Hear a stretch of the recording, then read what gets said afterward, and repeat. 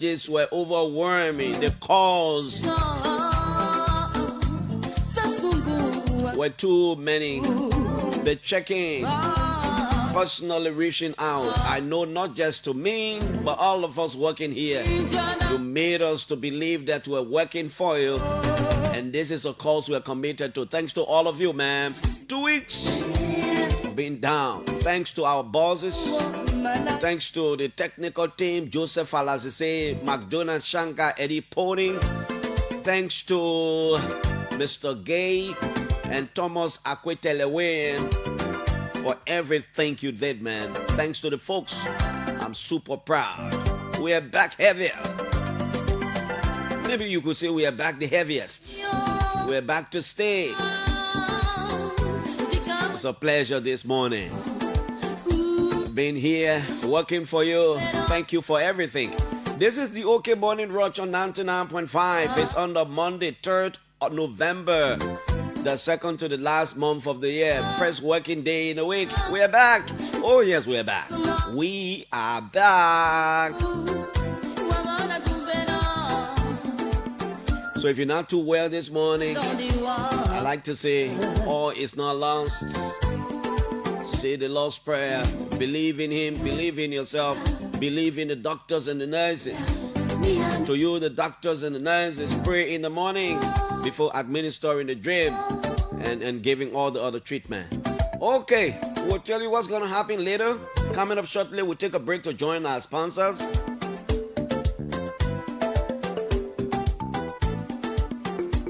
And then we come right back here. My name is Clarence Jackson. Just call me in peace. Call me in peace. I'm going nowhere. We're here to stay. We're taking a break to be back.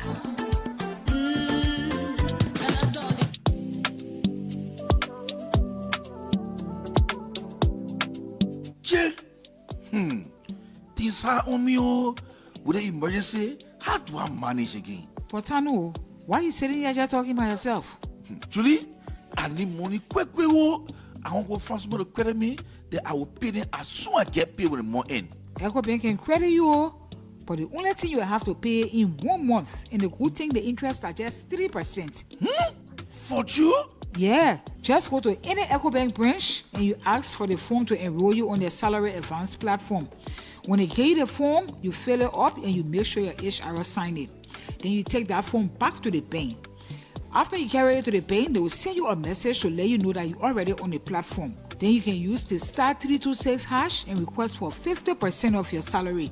Instantly, you will receive it. Wow, just like that? Pray edit to more money, Judy. I'm going to the bank to pick up the phone quick. Yo, go get the form quick. In less than 1 week, you will receive the money. And what I like about it, and they can even ask you for collateral set. I go with there right now. No wasting time, oh.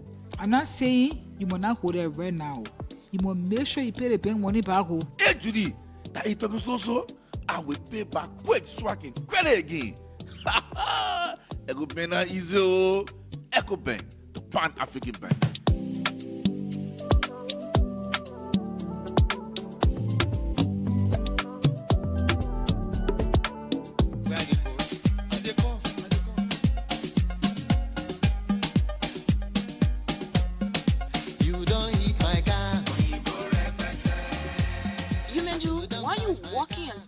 All by yourself, so my sister, the car business are really thinking about so to get car in this country is really not easy. Since I put in for my cars and other goods, it is almost 1 year I can't get anything. But it says stranger who always asks don't miss their way. Haven't you heard about urban used cars and auto parts? You mean urban used cars and auto parts? Yes, urban used cars and auto parts is 100% Liberian owned business. With urban used cars and auto parts, you can purchase your new cars, used cars, and all cars parts directly from America for an affordable price. Urban used cars and auto parts can also help you ship your parrots, your boxes, containers, and other goods from your relatives abroad within just 4 to 6 weeks. Wow, this is a good news. Where can I find urban used cars and auto parts? If you are in Liberia, urban used cars and auto parts is located Fish Market Tottenham Boulevard, Monrovia, Liberia. And in the USA, 220 10th Street, Brookhaven, Pennsylvania, 19015, United States of America. You can also visit their Facebook page, Urban Used Cars and Auto Parts International, or call cell number +231 887 012218. Thank you for this information. I am visiting Urban Used Cars and Auto Parts to begin the process of my cars and other goods. Urban Used Cars and Auto Parts. Our goal is to allow Liberians have access to buying things from America without being cheated.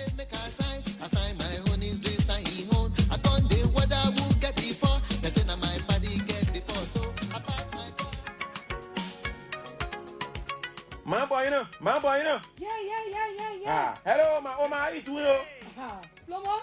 Hello. Alright. You want buy some more, eh? Yeah, but way small. Oma, why the money you taking from your bag looking tear and dirty so? Oh, my son. People, you get hot, oh. Money na money. Whether you clean or delegate, say bar. No, Oma, no. We need to stop doing it here. You yourself, say the Central Bank of Liberia say we should handle and take care of our money in a very good way, because this money is our country money and for other or two. My son, let me ask you here, what you mean by taking care of our money good way? Oh man, when I say taking care of our money good way, it means you must not squeeze the money.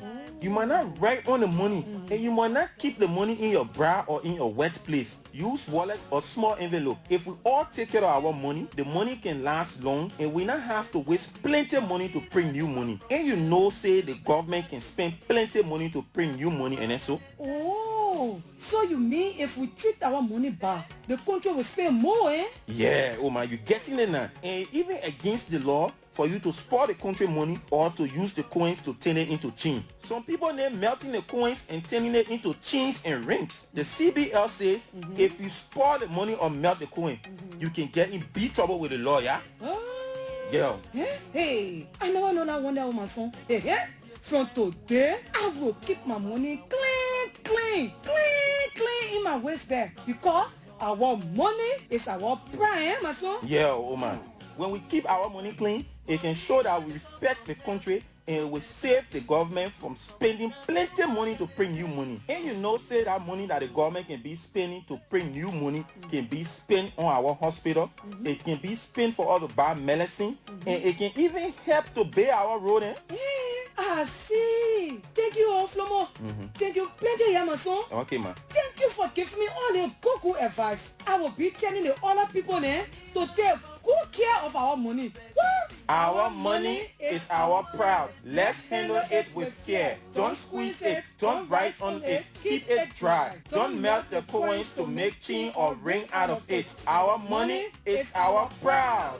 Central Bank says if you see anybody not holding our money good or they melting the coins, please call these numbers 0887 367 539 or 0772 289 013. A message from the Central Bank of Liberia, CBL.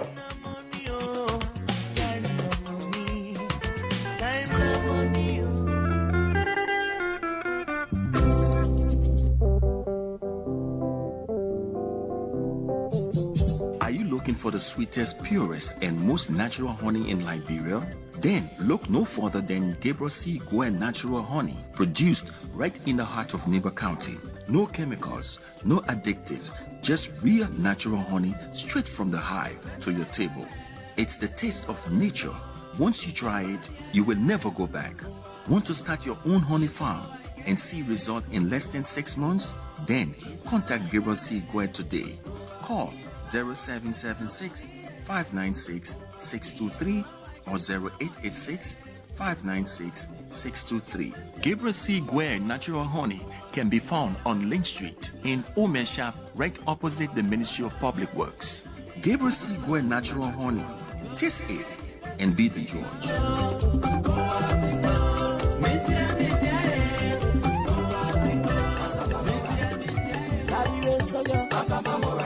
My people, your hello. Hello, Mr. Chairman. Tapla, why is the news today again?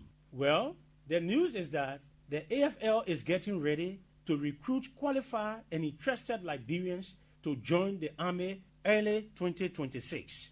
Che, thank God, oh, we have been waiting so long for this time, oh, Tapla. Let me call my children Krubo and Wimanga, yeah? But wait, oh, the AFL is not just taking anybody. Oh. Ah, why you me again? Chebo, the recruitment process is free, yeah? No money business. You have to be a Liberian citizen from 18 to 35 years, be a high school graduate or college student, and must have your WAEC certificate. The AFL people said, no WAEC certificate, no Johnny AFL, yeah? You must be physically and mentally fit. It means be well and strong, yeah? You must not get bad human rights record, criminal record, or other bad behaviors. The AFL people say they will check for all that want to. So, Tapla, all the things you talk, that all?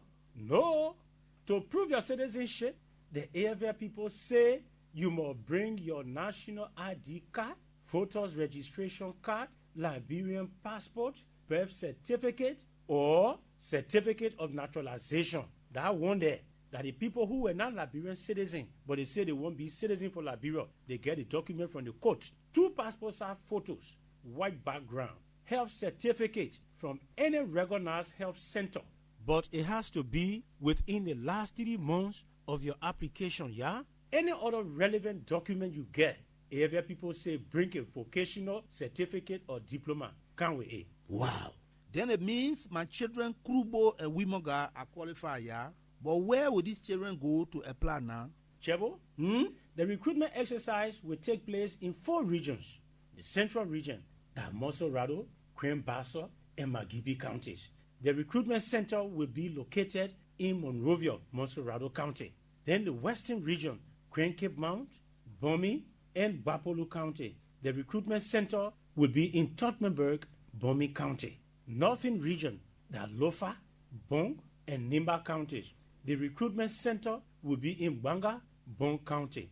Then in the southeastern region, the Grand Jide, River G, Maryland, Grand Cru, River Cess, and Sino counties, yeah?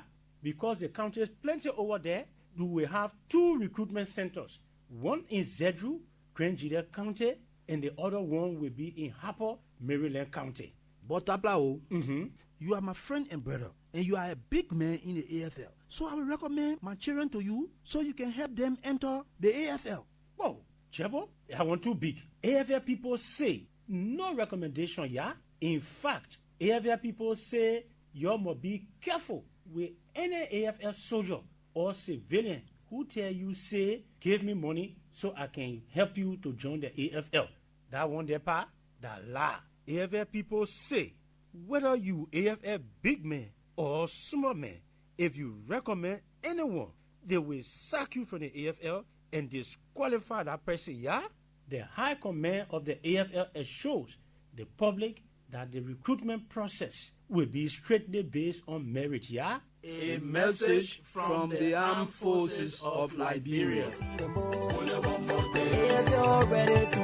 Okay, a message from the Armed Forces of Liberia. Yes, the Armed Forces of Liberia will sometime before the close of the year begin a recruitment process to train additional officers of the armed forces. And guess what? The act was done by the 2 spokespersons of the Liberian Army, Mayor Jebo and his boss, Lieutenant Colonel Tapla. And I thought the guys did a wonderful job. Good morning to Major General Davidson Fayafole and his deputy Brigadier General Theophilus Anto Dina, and the men and women in arms of the Armed Forces of Liberia. So the AFL will be doing the recruitment process. Mind you, if you think you can falsify whatever, you can do any bad thing with document and go there, trust me, the guys are so sophisticated, they will track you down.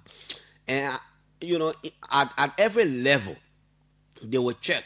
Sometimes they come in to check to your community. They will not tell anybody they come in to check to your community. You will not even know that is how it is, because they want the best recruited for our military. Welcome to the OK Morning Rush. And once again, I'd like to say thanks to all of you who've been checking us on us. The other thing about it is sometimes some of the people who you think will really check on you are the people who didn't even call. They didn't even care to know what was happening. But we appreciate everybody who reached out to us. We appreciate all of you, the text messages, not just to me, but to Julius, to Trukon, to Blessing, to Fatu, to everybody. Everybody was receiving call. Everybody was getting text messages. People were concerned why we're not on the radio and all these kinds of things. There was a lightning that struck some 3 weeks ago. It really damaged us. It really, really, really damaged us. Up to as I'm speaking, we're still trying to recover from the damages that was incurred as a result of the lightning, but we're trying. We could not keep you in suspense. We could not keep you for too long. We believe by your phone calls and the messages and the concerns you express. You believe in the work we do, and so the team here thought, "Look, we need to do everything to come back on the radio." Thanks to all of you. Thanks to all of you wonderful people. We appreciate you. Let's go to OK FM 99.5 and OK TV on Facebook. Daniel Nyankonan is watching us. Biemba C. Dukley says, "Good morning." Ma Esserson SB says, "Good morning. I'm following live from O Road, Gay Town." Madison Casiadolo is watching from the Voice of Yahman there in Yekipa. Yes, say good morning to Melvin Dolo and the rest of the folks. In fact, the Voice of Yahman is one of the many radio stations in Nimba that relay the OK News Net. Thanks to all of you there, the Voice of Yahman. Ma Sarah's son is following. Anthony Wimpie, Small Harris joins us. Sonny Koshiat is following us.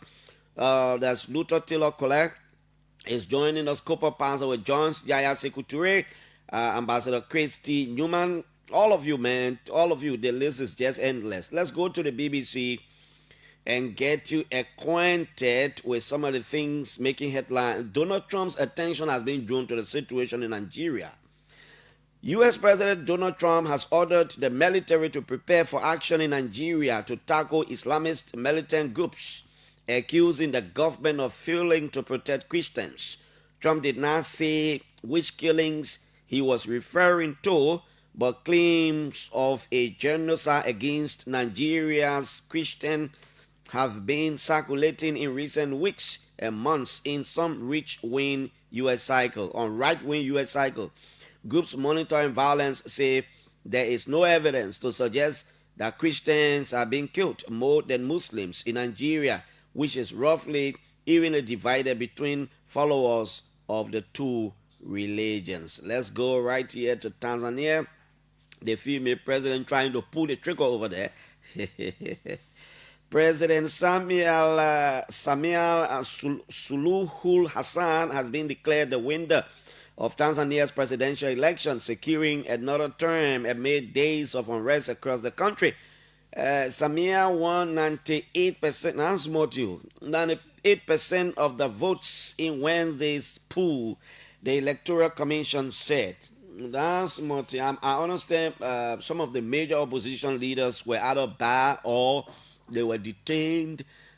She became president of the country when former President John Magufuli, P.L. Lubumba would say the Magufulification of Africa. When President John Magufuli died, she assumed leadership as president of Nigeria, like in the case of Goodluck Jonathan too. President of Tanzania, like in the case of Goodluck Jonathan in Nigeria. Welcome to the show. His Excellency the President. I'm not sure the President has returned. To the President, I need to check it up. But His Excellency the President and his entourage still outside of the country trying to make Liberia's case. And over the last 2 weeks we're now on, we've been following all the debates and different things on Facebook. By the way, we have written the U.S. government through its embassy in Liberia to provide us more information about this visa validity, the visa extension process, the policy. We wrote the U.S. government and through its embassy here. Let me just say we wrote the U.S. embassy here, and I expect that they will respond to our communication today or tomorrow. We are also asking or suggesting, or we have extended an invitation to see whether people from the consulate section at the embassy can come on the radio to provide more public education about the whole visa extension process, what it will mean for Liberian. Is anything going to change in the visa application process? Is anything going to change in the interview process? Because one thing I know is not going to be automatic that you go to the embassy for visa interview, meaning you will get the, I'm sure they're going to follow the same processes, but it's good. So we officially wrote them in the midst of all the public speculations and everything we wrote in the embassy. We are waiting for the results of our communication. Then we'll let the public know what's going to happen next. But generally, I've always said, there are times in the history of the country where we should just do away with politics. Do away with politics and speaking in context, right? When it is about good thing for the country, no matter who's president of Liberia, no matter which political party is in power, we should celebrate certain things, not because of where we found ourselves as politicians, and I'm talking about the politicians, but where we found ourselves as citizens of a country called Liberia. For anybody to suggest that an extension in the US visa process is nothing and we should not listen to it, we should not celebrate it, then I think the person is being more political than patriotic. Because it is something to celebrate. And that is the reason why I'm requesting, and I have written the U.S. Embassy to see whether people can come on the radio to explain the function or the importance of the different visas, the B1, the B2, and all these kinds of things, so that they will come here and provide clear-cut explanation, other than all of us just speculating. But on the surface, it's a good thing. I also want to know from the embassy whether it's a new policy, whether it's been approved by State Department, all these kinds of things. They will respond. But let's take a face value from the statement that came from the government. I think it's a good thing. Many times, do you know sometimes they used to give people 3 months visa and all, sometimes 6 months. Some of us have always been privileged maybe to get 1 year. Others have been getting 6 months. Others have been getting 3 months and those kinds of things. So if they extended the process to, at most 3 years, and somebody said that that's something, these things don't come from the blue sky. It is also a sign of the U.S. government's renewed commitment in the government of Liberia under President Joe Boakai. That's what it means. It's a good thing for foreign policy. When we say here that, look, others were arguing about the whole thing about the United Nations Security Council non-permanent seat. These are some of the benefits, and more benefits will come if Liberia can just leverage that seat and explore additional international opportunity using different diplomatic channels. There are a lot of opportunities that will come for the country. Right now, you are in the room. That's why we always said, you are in the room, so nations around the world will come to you. Different nations have different pressing issues to raise at the level of the UN Security Council. They are not in the room. And so you are in the room, so they will come to you to use you to raise these issues for them. You think it's going to be free? It's not going to be free. This is where negotiations will come about. You want me to, it's a give and take. You have the capacity to do certain things. I'm not going to, we got to discuss it. But the point I'm making is that Liberia now is seated as a non-permanent member of the UN Security Council. A lot of things will happen. One other time before we went off the air, I was telling you, I said, are you watching the situation of India? The way India is getting more and more and more into Liberia, whether it is about the Indian embassy here, the Indian government through its embassy here, sending Liberians to India for different 1 week, 3 months, whatever trainings. Are you seeing the way India is trying to engage us diplomatically through its embassy here to explore a lot of opportunities for us? You think you think it came out of a blue sky? These are the benefits for sitting on our global stage. And as a Liberian, I'm happy. I hope Her Excellency, the Minister of Foreign Affairs, And other sector ministries and agencies can use this position to explore more. We have not even gotten seated. We will get seated January of next year. We have not even gotten seated. Imagine if we get seated, we set up a whole secretariat, imagine what it will mean for us. We can make breakthrough from this. So it's a good thing. It's a good thing.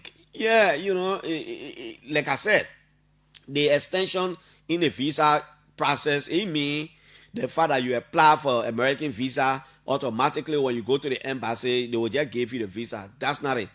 I'm sure you will go under the very same scrutiny you stay used to go on. In fact, I was just telling somebody, it might even be tough. More than ever before. Imagine they were giving 6 month, 1 year visa, right? And people were being denied at the level they were being denied. In the event it was extended now to up to 3 years, it means they were tightening all the scope and put in place real measures. So it's not going to be rosy that once you apply, you work there, you get a visa free. It's not going to be like that. So we look forward to the response from the U.S. Embassy today. Then it will inform our next course of discussion. We will tell you exactly what we will be doing. 8 o'clock this morning, Nima County Representative Nenke Gay will be here. He is the chair of the Committee on Foreign Affairs. It will take us up to 9 o'clock. 9 o'clock, former Speaker of the House of Representatives and Grand Crew County Representative, Councilor Janito Fonanti Kofa, will be here as our guest. We'll talk about the CDC building project and other things we'll discuss with Councilor Kofa. He will be here as our guest at 9 o'clock. We will talk about the Oranto oil deal and the different posts he's been posting on social media, making his position clear.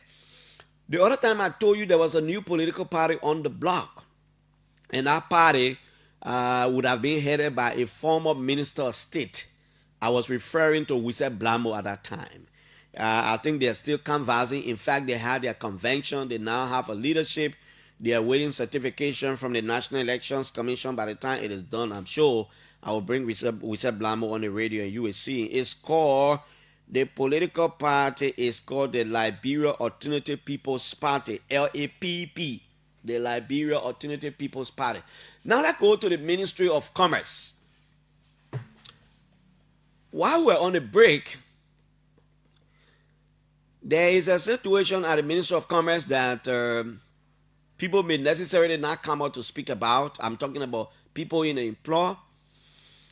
But I know some officials at the ministry are not happy. My sources are putting me under the impression that there are a little bit of disagreement there. Some of the assistants and deputy ministers are not happy about some almost $500,000 that the ministry through the council of the Monrovia Industrial Park is requesting.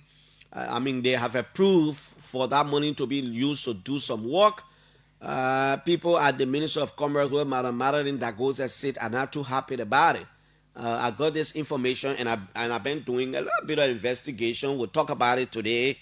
And tomorrow we'll talk about a portion that has to do with the company to be, that have applied and all these kinds of things. Now let's go. So at the Ministry of Commerce and Industry, there was a resolution of, it's called the Interagency Advisory Board of the Monrovia Industrial Park. The Interagency Advisory Board is a board that is a composition of different ministries and agencies. They met and they signed a resolution, and I'll tell you some of the things we are finding out, and we are the moment they started our whole discussion about the usage of $400,000 or almost $400,000+, we started tracking it. Right now, it's creating a little bit of confusion in us. They're in their own WhatsApp group. Some people are not happy. Madam Minister thinks that she's done nothing wrong and all these kinds of things going on. This is the resolution. Whereas the National Legislature in February 1966 created an act authorizing the exploration of certain parcels of land, Monrovia Industrial Park, lying between the Monserrado River bridge and the access road to Gardnersville on the north side of the Bruce Island Pinsville freeway, and extending for a depth approximately 80,000 linear feet, originally covering blah blah blah blah blah. Whereas over the years, the Monrovia Industrial Park has experienced significant encroachment by squatters, which undermines its viability as a dedicated industrial zone, thereby significantly reducing what was once blah blah blah blah blah industrial zone to just 200 acres now, hosting small and medium scale manufacturers producing items like nails, flour, blah blah blah blah blah. Whereas the MRP was previously managed by the National Investment Commission for several years as part of its mandate to promote investment and industrial development in Liberia. Whereas in 2017, President Ellen Johnson Sirleaf, through an administrative regulation, officially transferred oversight of the MRP from the National Investment Commission to the Ministry of Commerce and Industry as part of the government's broader effort to streamline industrial policy and better align manufacturing development with Liberia's commercial and trade strategies. Whereas it's a long process. Whereas let's go now. Therefore, now therefore, the Interagency Advisory Board of the MRP resolve as follows: 1. That the proposed annual budget shall be revised to cover a 3-month operational period, last quarter of the fiscal year 2025, to align with the government of Liberia's budget cycle, with priority funding focused on 3 immediate interventions: A. Construction and rehabilitation works; B. Security services; and C. Publicity and signage for park visibility and enforcement. 2. That the 429,009 United States dollars proposed budget for the last quarter of the fiscal year 2025 is hereby approved as the budget of the MRP. That the Ministry of Commerce shall develop a comprehensive master plan and conduct feasibility studies to address systemic challenges, including electricity and water supply, sanitation and waste management, environmental safeguards, security, labor and immigration compliance, and social and community engagement frameworks.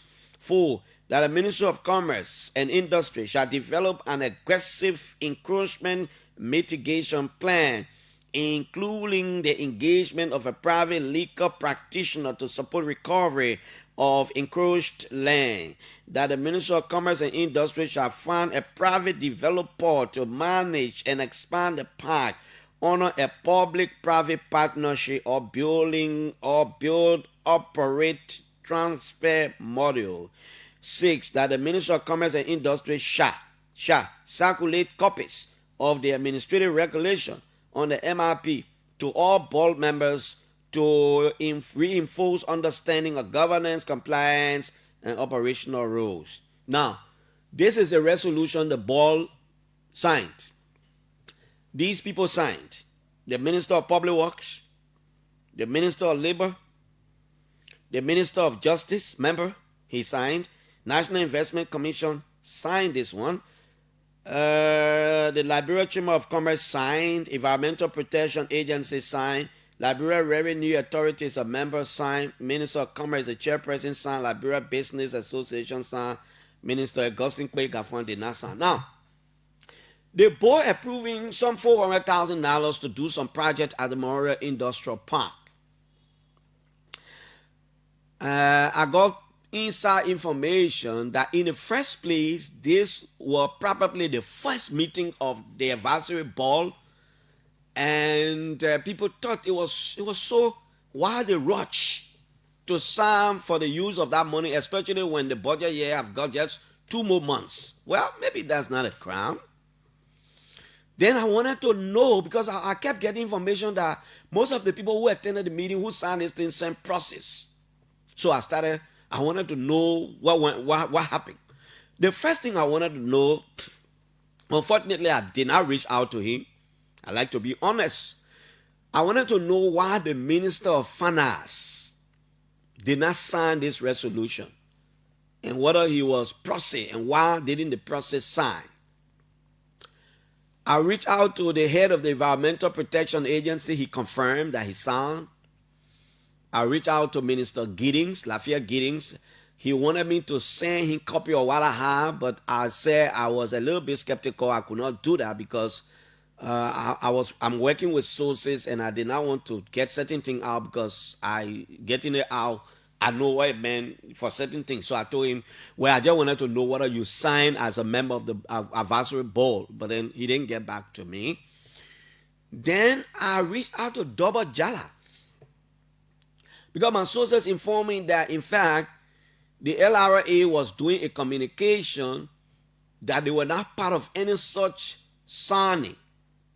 So Double Jala did not sign any paper. Maybe they had their own issues.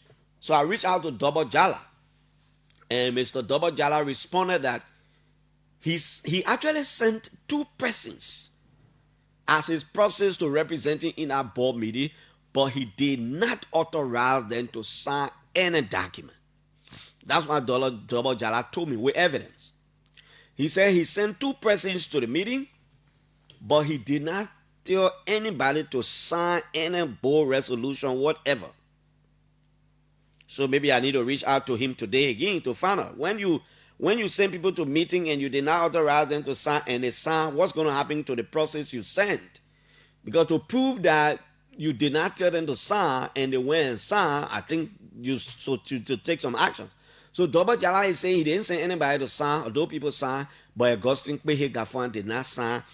And I understand the Minister of Commerce wrote the PPCC for a no objection to go ahead, and I'm sure the PPCC is going to use its own, the PPCC process is a whole process. They're going to see whether it is the right thing to do or it is not the right thing to do, and all these kinds of things. But we are following the process. There is a company, there are a lot of companies. There is a particular one called the Ulepu Construction Company. We are following it closely. We just want to let you know on the surface that we are following all of these things. There are a lot of things, even as I sit, still getting tip-off from the Ministry of Commerce. It seems people are actually not happy. I don't know why. People think it is late. I mean, the last 2 years to use that kind of money is a huge money. Why they rush? And, the minister believes she's done nothing wrong as long as she's in conformity with the laws and all the kind of things she's so. But I'm closely following the process. Minister Kopokra, I reached out to him.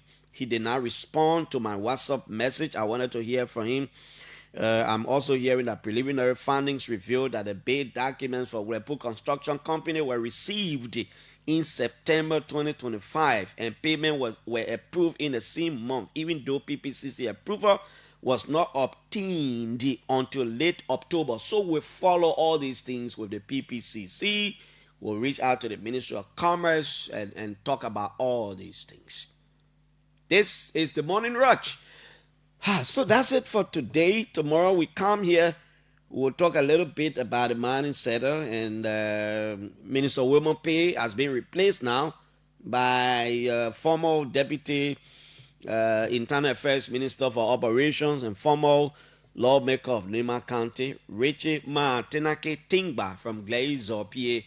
He was nominated by His Excellency President Joe Boakai as the new Minister of Mines and Energy.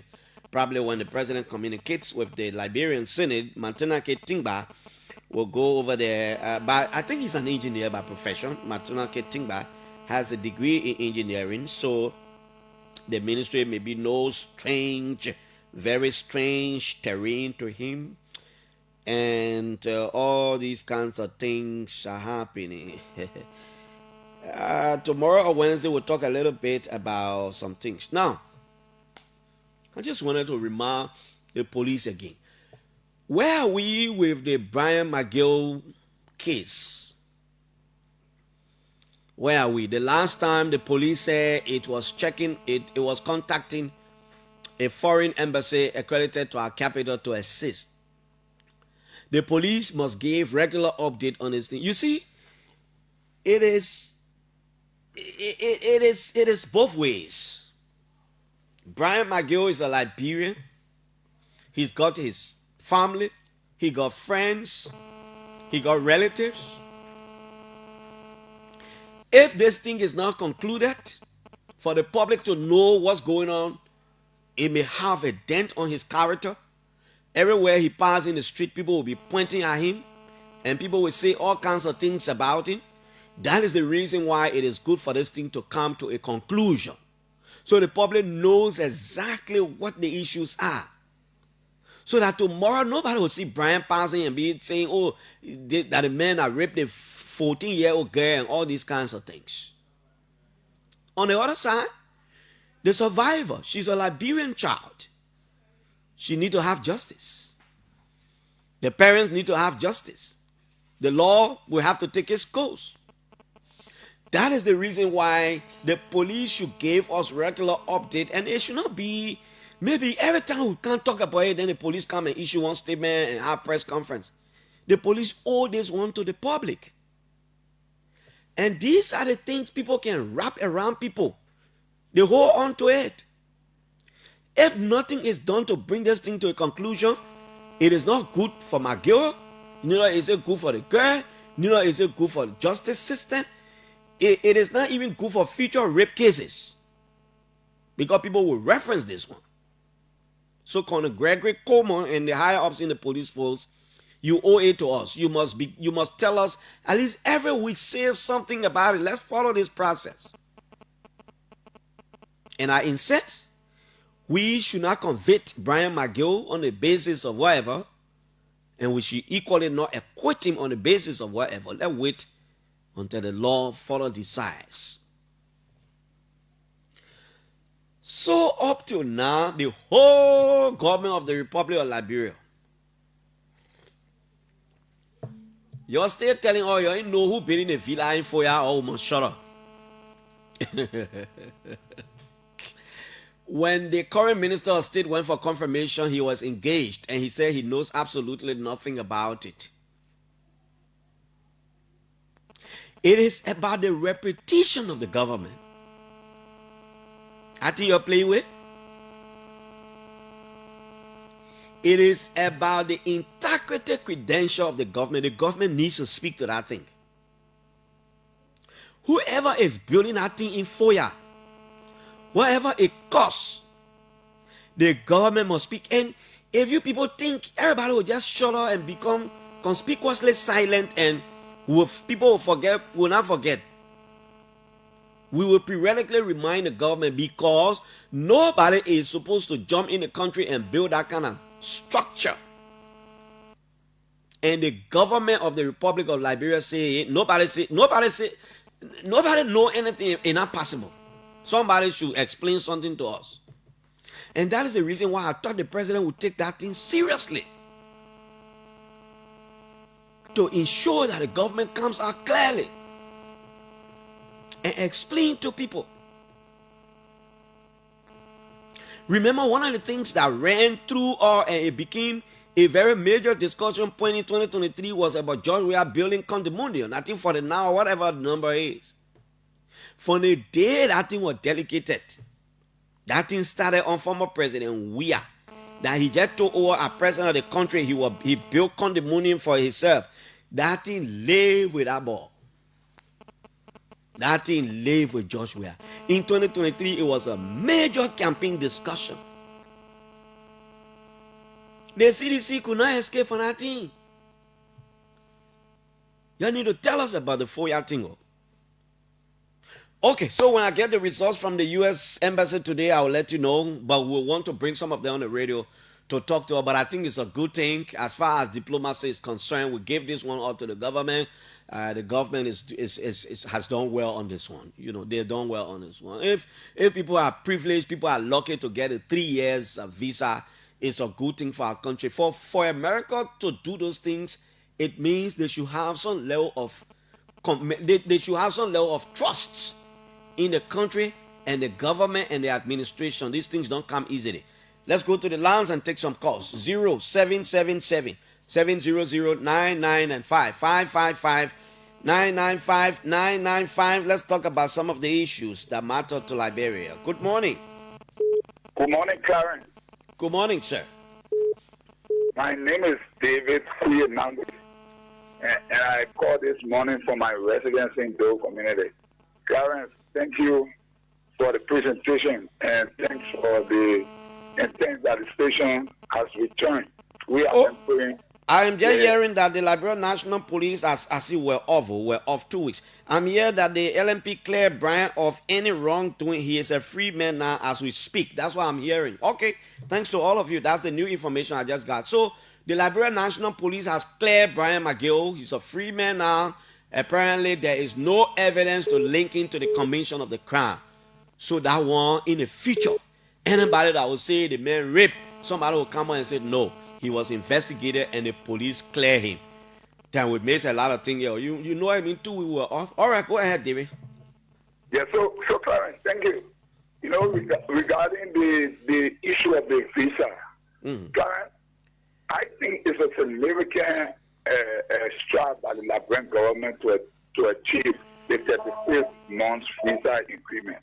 You know, when I listen to others wanting to honor it, that achievement, I somehow wonder because it speaks to the maturity of the government. One of the things, Clarence, that led the issue of visa, people being denied visa, consistent in the country, was the manner how our passport was being handled. You were saying this time when individuals criminally sold our passports, criminals had our passports, flying our passports throughout the world. So people are somehow skeptical about the manner of form. We were issuing passports and things that enforced our passport regime. So now that we have a very credible government, a government that seems to be very transparent, progressive, and what have you, you will see significant changes in different respects. So the issue of the passport regime is another significant strive achieved by the government, and we are. Thank you, Chief. Let's talk to other callers. Hello. Yeah, good morning, Mr. Jackson. Good morning, sir. My name is Julius Andrew. I'm communicating to you from Louisiana Township, Upper Caldwell. Yeah, Julius. The moment you can get land dispute in a play. Oh, yeah, it's rampant, and especially when one citizen, he will and said to another person that you had yourself, and we always see it around here. But I think the authority need to take seize of this matter. Yeah. I mean, before you go ahead, when I say, you get that ball hard, I didn't mean to disrespect former president we are. You know I will not disrespect the former president. Sometimes you just speak in context. When I say, you get that ball hard, I was not being disrespectful. I just wanted to make it clear. Huh? Yeah, go ahead. Yeah. Okay, Mr. Jackson. To the point, thank you for such a fascinating topic this morning, especially when it comes to the issue of the image of this government, with the issue of Brian McGill. I have a little daughter here. You talking that thing, the essence of justice.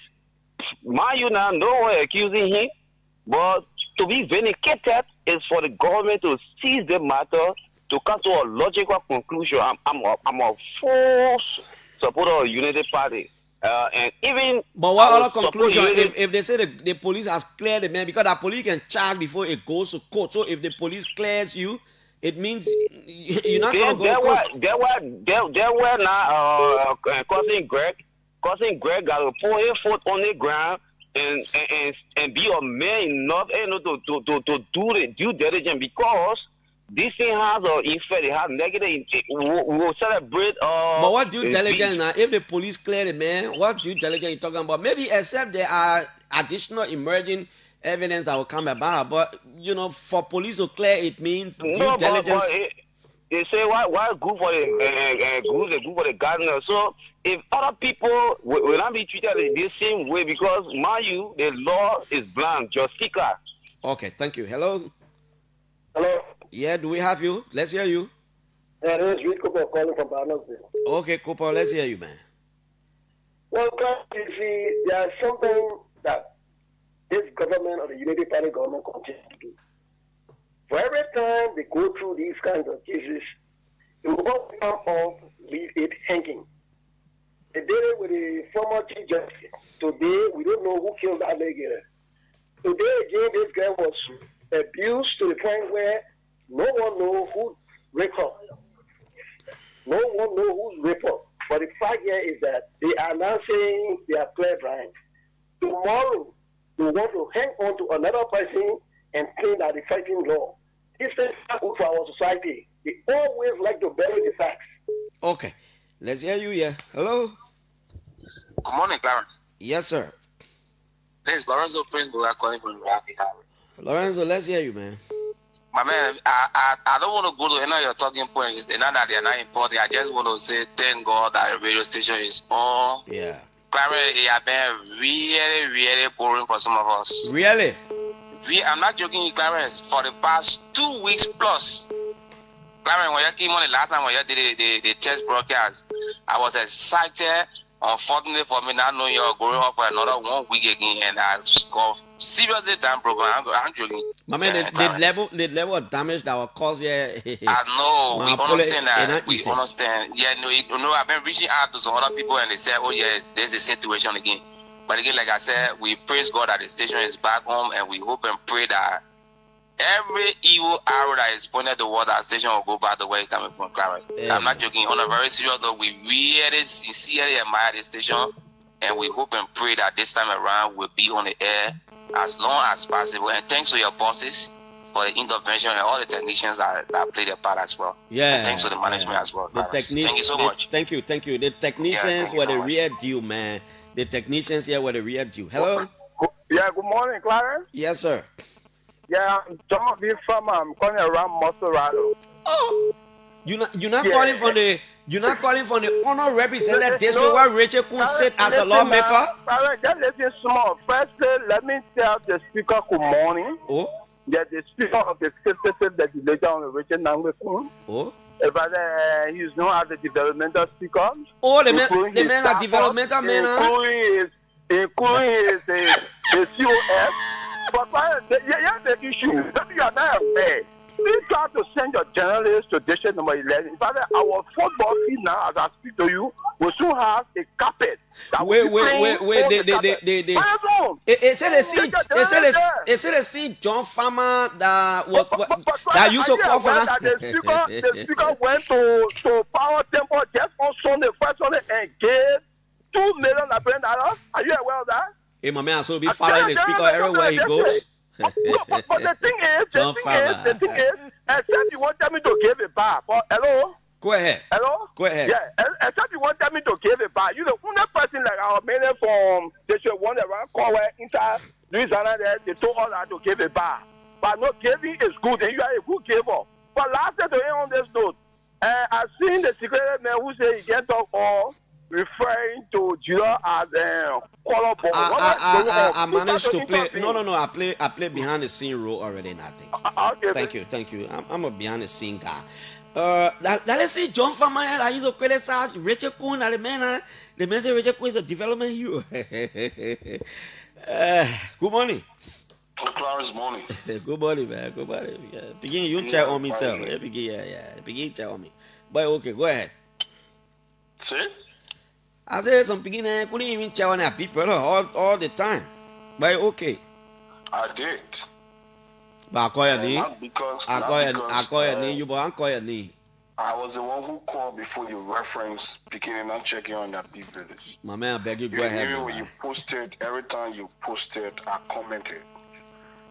And I not because you big brother, I'm your uncle. Yeah, no, go ahead, uncle. So I have taken a break from politics. I just want to say welcome back on the airway.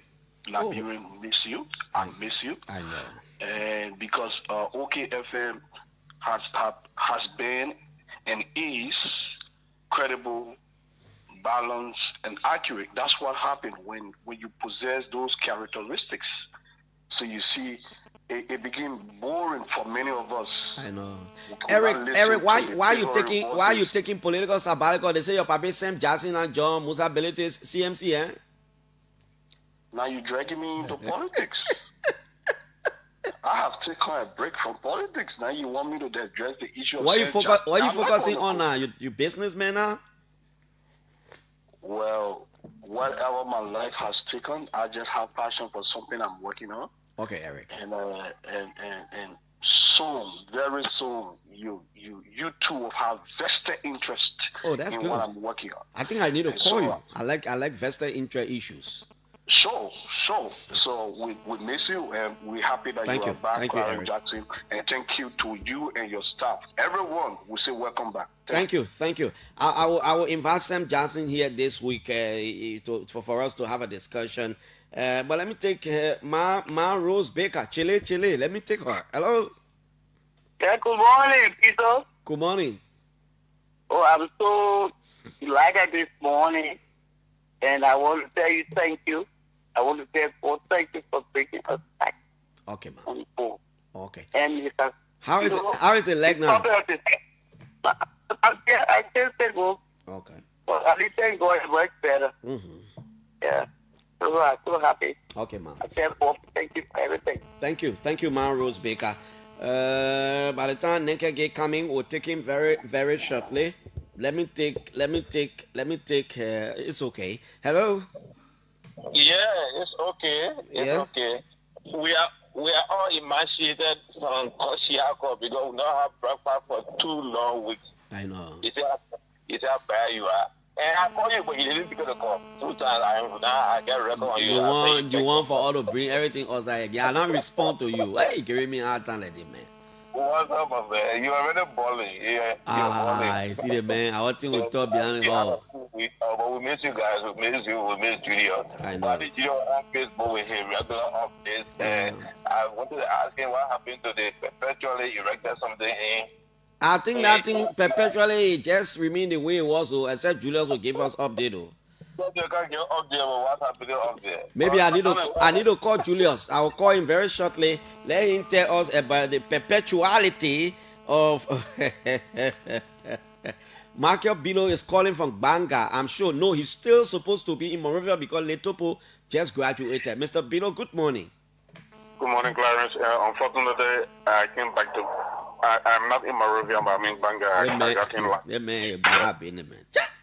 Yeah, I have some things to attend to this morning. That's why I had to rush by. Okay. Yeah. So, Clarence, let me say congratulations to the station management for every effort they made to have the station resume to broadcast. And like others have said, the past 2 weeks was very low, boring for many of us who objectivity, and objectivity is where FM fans and stuff, and I will say thank you guys for the great work. Thank you, Clarence. Thank you, Mr. Michael Bido. Thank you so much.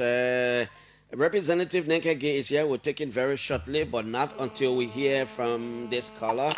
Hello. Good morning, Clarence. Good morning. Yeah, sorry for the feedback. It's okay. I don't know. You sounding like you're sitting somewhere far from the phone. Yeah, I think I'm better. Okay, now. no, you are better now. Very, very better. Yeah, Clarence, this is Diana. I have Peter and Peters. I call you from Congo. Oh, Peter Link, what's up? Yeah, fine, thank you. Mm-hmm. And Clarence, let me say welcome back on the show. My flower mate. Welcoming back to get ready for flower kukuna. You know, we are best friends, Clarence. I know. So, let me say first, thanks for the show, the conversation this morning. Clarence, I think, like you said about the minor that was raped, if the police is saying that Mr. Michael has no problem or he is free, he is not the one who did the act, and we know that the hospital report said that this girl was raped, and she's a minor, she's 14 years. So the police should now investigate to tell us who did the act. Because the hospital reports already confirmed that the child was raped. Mm-hmm. And the parents came out and talked about it. Mm-hmm. So people say it is not a person who she puts her finger to. Yeah. The police should find us who did the act. Okay. So do not just let it be for this child to live with that kind of trauma. Okay. Clarence, so we need to call the police attention to tell us if my girl is free. Then they tell us who raped the young girl. Okay. Then my girl is not the one who did it. So, I mean, it's very frustrating this morning, Clarence. We have been protesting, crying out for this issue, but only for the police to come and tell us that the person is not guilty. I mean, it's very sad that they tell us who did that to the young girl. She cannot live with that trauma forever. And lastly, Clarence, before I drop the line, when it comes to this building, the construction that is ongoing in Lofa County, we don't need rocket scientists to tell us who own that property.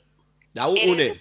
It is the president of the Republic of Liberia that owns that property. It's Mr. Boaka property. We know that. Okay. All right? Government people say no. This is why they are not saying anything. Okay. We got fact check, but I can check information. Let us check the information and get it. The thing about the thing, they say when you go there, you can't allow you entry. That's the thing about it. You the most powerful person in the country is the one that owns the property. So the security, they're protecting it. Okay, Peter Lee. Thank you. I have my small brother and my colleague. I have respected journalist Julius J on this line. Deconti, good morning.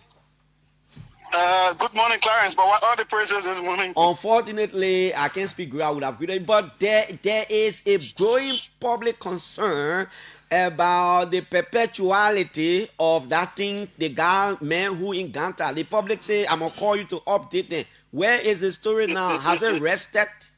Let me say thanks to you and to the management that we are back on.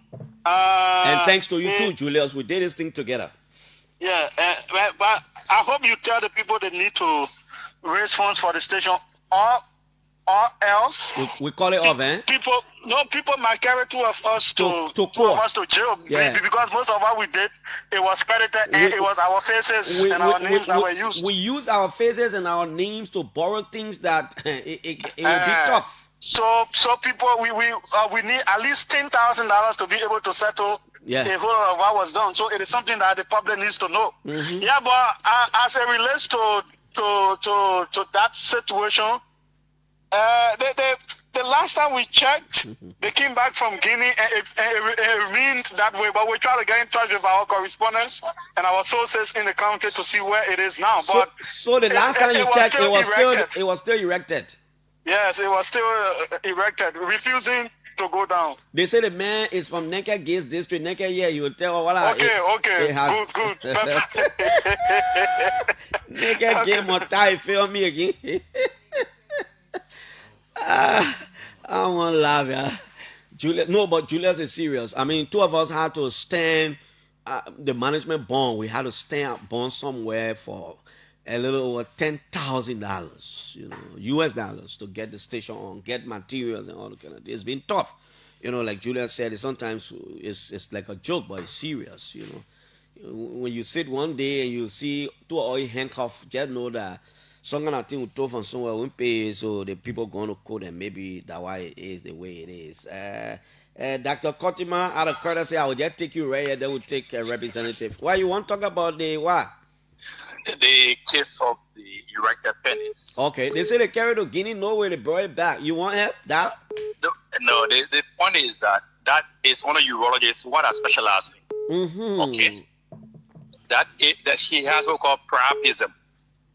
A priapism can be caused by a lot of factors. People who have blood dyscrasia, blood diseases, sickler can have that. You have medication that you take can also cause erection. And it's defined as erection that passes 4 hours. So between 1 to 4 hours is called prolonged erection. And after 4 hours is called priapism.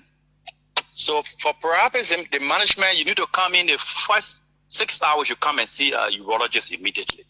Okay? But then that guy, we need to talk to our correspondent in Ganta so the guy can come see you. There's nothing much we can do at that stage. We'll still examine it. If he doesn't have any pain, in fact, when they posted it on Judas' chat page, I wrote on that page to come and see us immediately at JFK. It has nothing to do with going to Guinea and here and there. There's a surgical management called distal shunting. We're supposed to do it for him immediately. we have to do it for all the patients that come to JFK. He's not the only one. I have a barrage of cases like that. Okay. Oh, wow, that's so good. This is a strong thing for it, yeah. That's good. So, but now, if you delay, then it leads to what fibrosis, then the penis get very hard like a wood. We don't even want it to lead to fibrosis. But it has already happened because it has passed more than 72 hours. Oh, that thing go more than 2 more now. It's only 2 hours you're talking about. So, it pass on 2 hours, you will not do. But the best is to come and see a urologist because one for counseling and the options available. Like being that prosthesis like that. Thank you. We are JFK here. Come and see us. Thank you so much for the opportunity. Thank you, Dad. The team been standing in defiance of everything over the last 3 months. Just standing. They carry Ganta. They come by. It's standing. And that's only 2 hours that I'm talking about. Representative Neke Gay is here. He's our guest this morning. Representative Gay, I like to always say good morning. Welcome to the OK Morning Rush. It's good to have you, man. Thank you very much, Clarence. Thank you. And myself, I didn't know that OK had a technical problem. And it was just yesterday I got to know. And thank God that you people are back. Yeah. Thank you for everything. How is your district? How are your people? Well, my people are okay. And I came from the district yesterday. We had a big rally for the United Liberian Church at the Campley region yesterday. So the COS from the Vice President office. And I had to drive there yesterday, early Sunday morning. Make sure we participated in the rally fundraising program, and we had to come back yesterday. At least we returned safely, and almost every weekend I'm there. Last week I'm also there for the induction of the commission of the administrative district. My district had 2 administrative districts. They are Yame and Gbe. So the last weekend was the induction ceremony of the commissioner from the Gbe administrative district.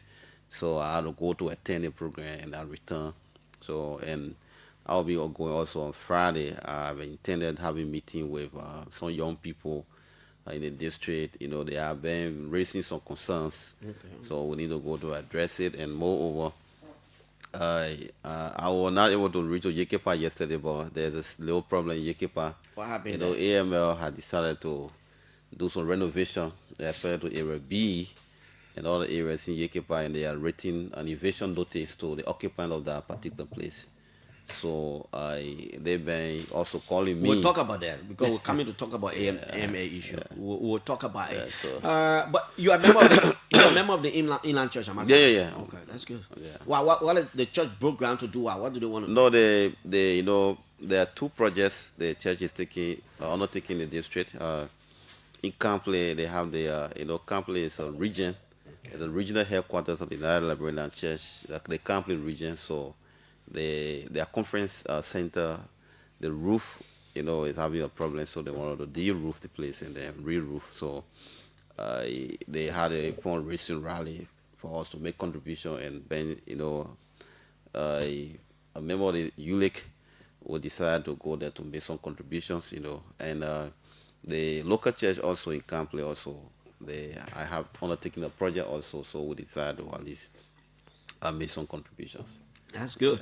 That's good. I'm always passionate about Campley area, because coming up, we did a lot of things around there. Yeah, you play a lot of football in that place. Yeah, play a lot of football around there. So where is the project now? That's why you see me, I'm always engaging here about that town hall project where almost like $1 million you go put your hand in. How is that project? No, the foundation is complete. It's not even town hall. It's a city hall. It's a multi-city hall. Mm-hmm. The foundation, the construction company that is undertaking the project, they have done with the foundation. The challenging thing we're having now is to buy fill. We need, a yellow machine to help us in that. And right now, the CRG, the Chinese company that was constructing the roof on the second part of Tologwatu, they almost 1 year they are not been operating. But when they were operating, when they were actually functional, you really used to help us in a lot of things. So we are still making negotiation, so that we can be able to at least fill the place, because the materials to elevate the wall,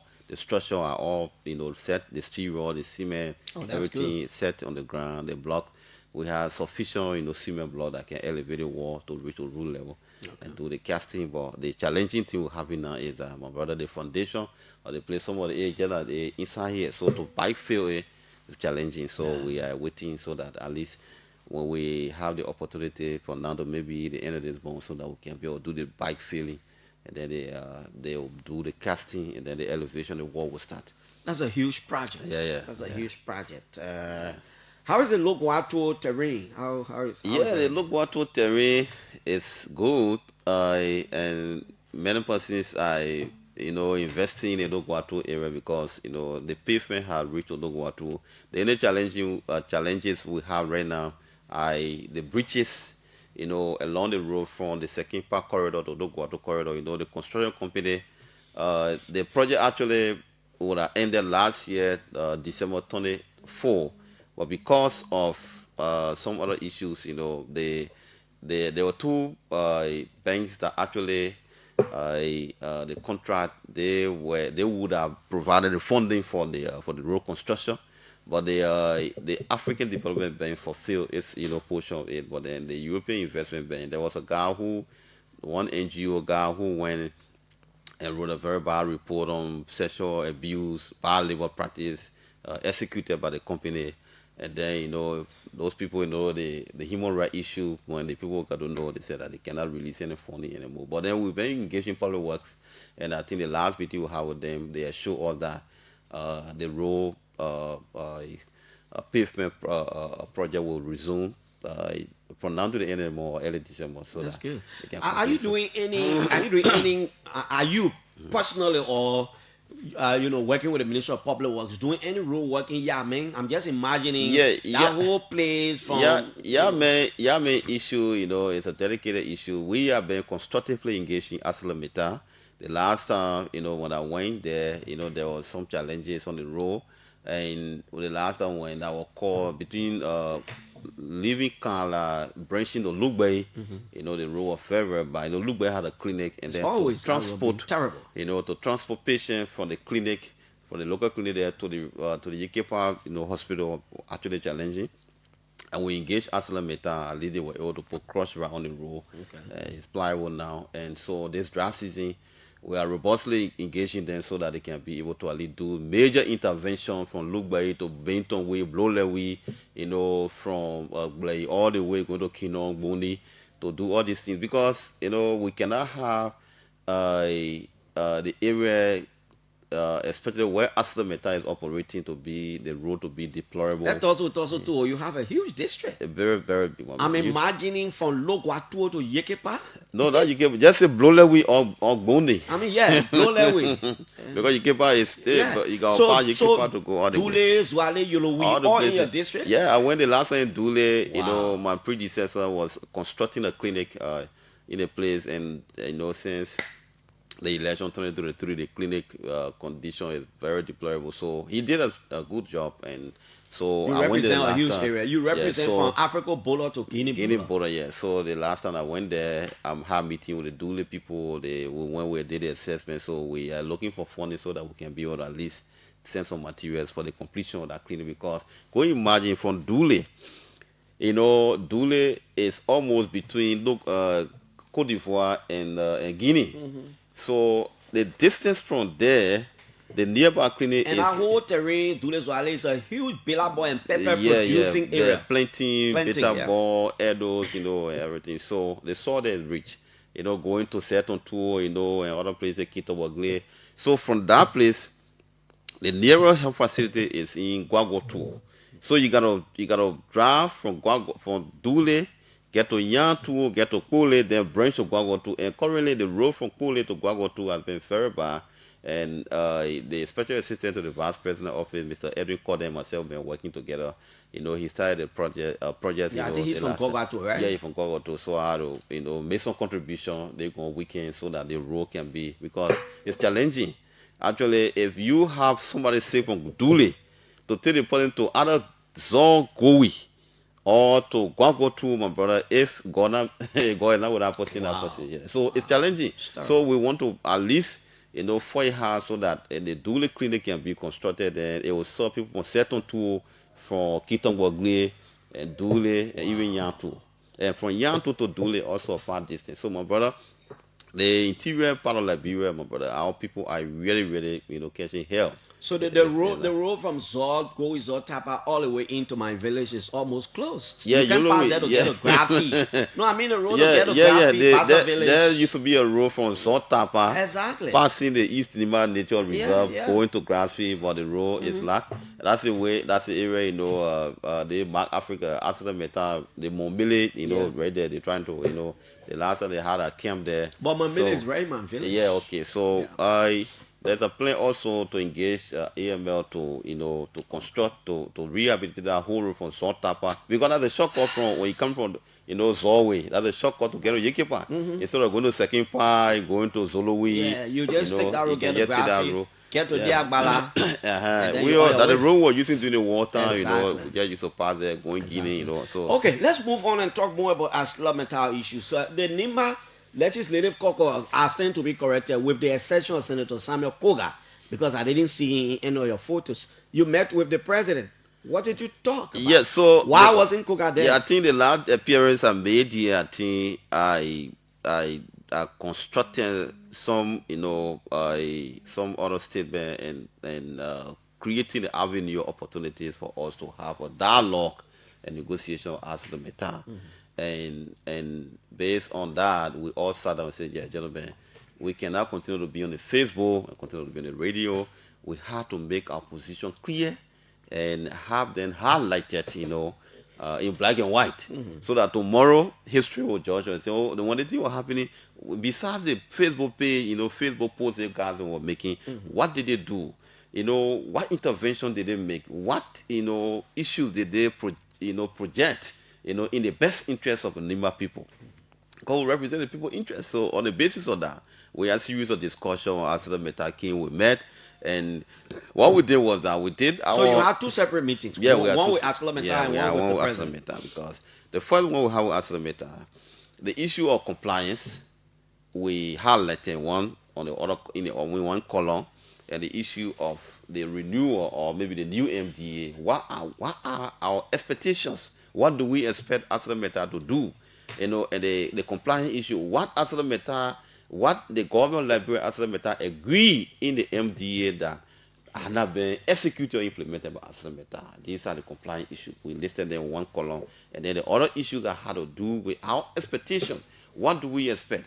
What are the Nima people expectations? What do we anticipate ArcelorMittal in the new, you know, arrangement? So we also highlighted them. And we made them to understand that we have to give people timeline so that the compliant issue, the non-compliant issue, people can be able to comply with this issue in the specified period of time. Was Senator Twine in the meeting with AML? Senator Twine did not come because he approved, you know, his participation, but then he had a trip to South Africa, you know, so he could know what it is. I think. So he and Francis Dopo. Yeah, in South Africa, so he could not attend the meeting. And then Senator Koga also received an invitation, you know, to attend, I think, the induction ceremony of the Nima students in Rwanda. So he was not in the meeting, but other than they were all aware, you know, they sanctioned the meeting and they approved the meeting. So did ArcelorMittal agree on some of the issues you raised with it? Yeah, they agree, and some of the, you know, issues that we, you know, they had not really, you know, been actually implementing. We told them that these issues are this, and they said, yeah, it's true. We have our fault, you know, we are fault of some of these things, and we are going to do them expeditiously so that we can meet up with the timeline. And then we agree. So what we did, and afterward, you know, the vice president, too, while he's still a national figure, is our brother also. So we had to also have a meeting with him to brief him on the outcome from the ArcelorMittal meeting. And we started to discuss, and from there was a proposal made that, you know, we should do everything possible so that we can be able to, you know, catalog some of these issues that we have as caucus that represent or reflect the views of the Nima people, to present them to the president, and then copy to the president, from the president, the interministerial committee on concession, and NRC and other people. So that, and besides that, we have an engagement plan. So what we have done is that while it's true that we have met with some of the higher, you know, people in the echelon of power, and then we have presented the document to them, it's also important to also have engagements with Nima stakeholders.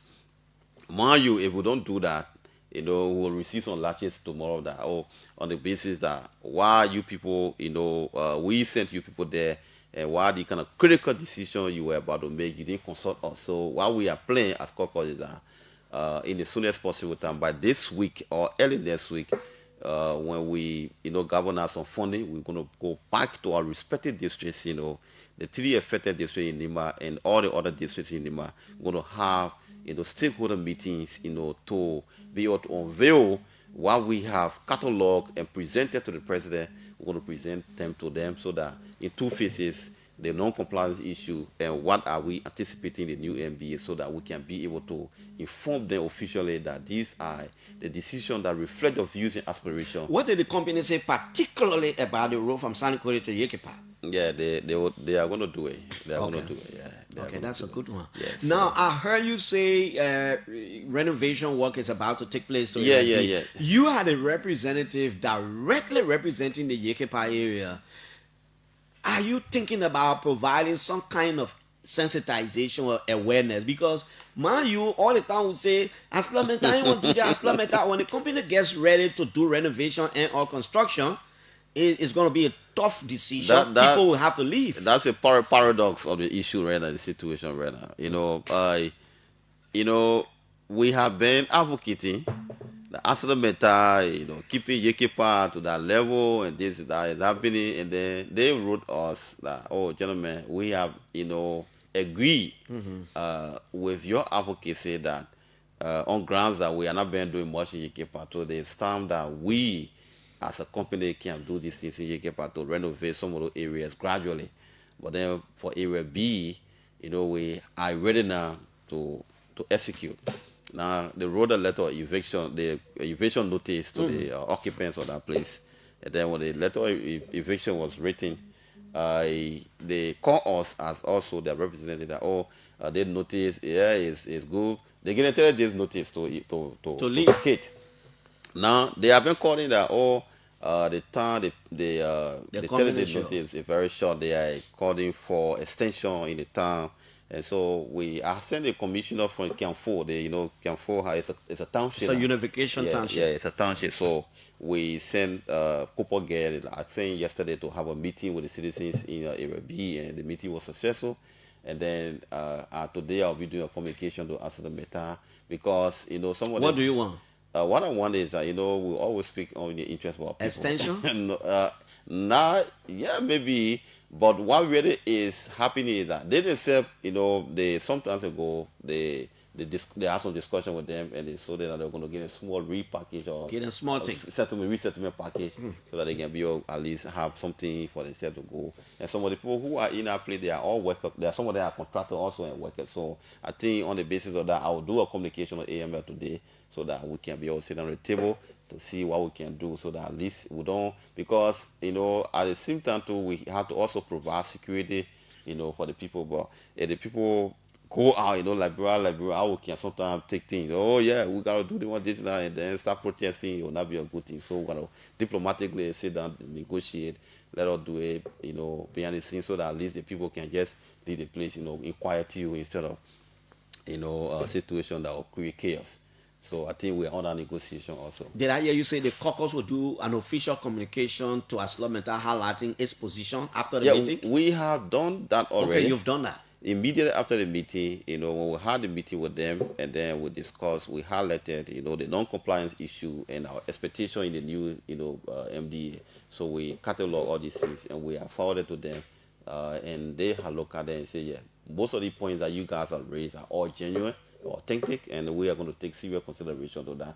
The non-compliance issue, we are making every effort, to be able to ensure that, these things are, we comply with them, so that in the soonest possible time we can be able to at least zero down all these things. So, yeah. So where is what's the current status of the MRLU Parliament formation? Where are we? What stage are we now? I think Sierra Leone has made significant progress. They have passed the protocol. Oh, really? Yeah. In the parliament? Yeah. And we too, we are taking a decision, and we sent to send it to the Senate for concurrence. So, I think 2 weeks ago, I wrote my counterpart in the Senate and officially informing him about the progress that we have made, and that we should work together in the best interest of sub-regional cooperation and developing a strong partnership within the region so that we can be able to at least advance, and promote, the parliamentary agenda within the sub-region. So okay, we had a successful meeting, and we need to have a joint committee meeting also to discuss some of these, issues. Yeah. Nimba County Representative Neke Gay is our guest this morning on today's edition of the OK Morning Rogers on Monday, 3rd November 2025. Prior to becoming a member of the legislature, you worked at the Ministry of Foreign Affairs, so you have a deeper understanding of diplomatic, international, and other issues. The government of Liberia issued a statement. As a matter of fact, I just announced on the radio this morning that I have written the U.S. Embassy because I want further clarity, and I want to see whether they can even send people on the show to explain and provide some education.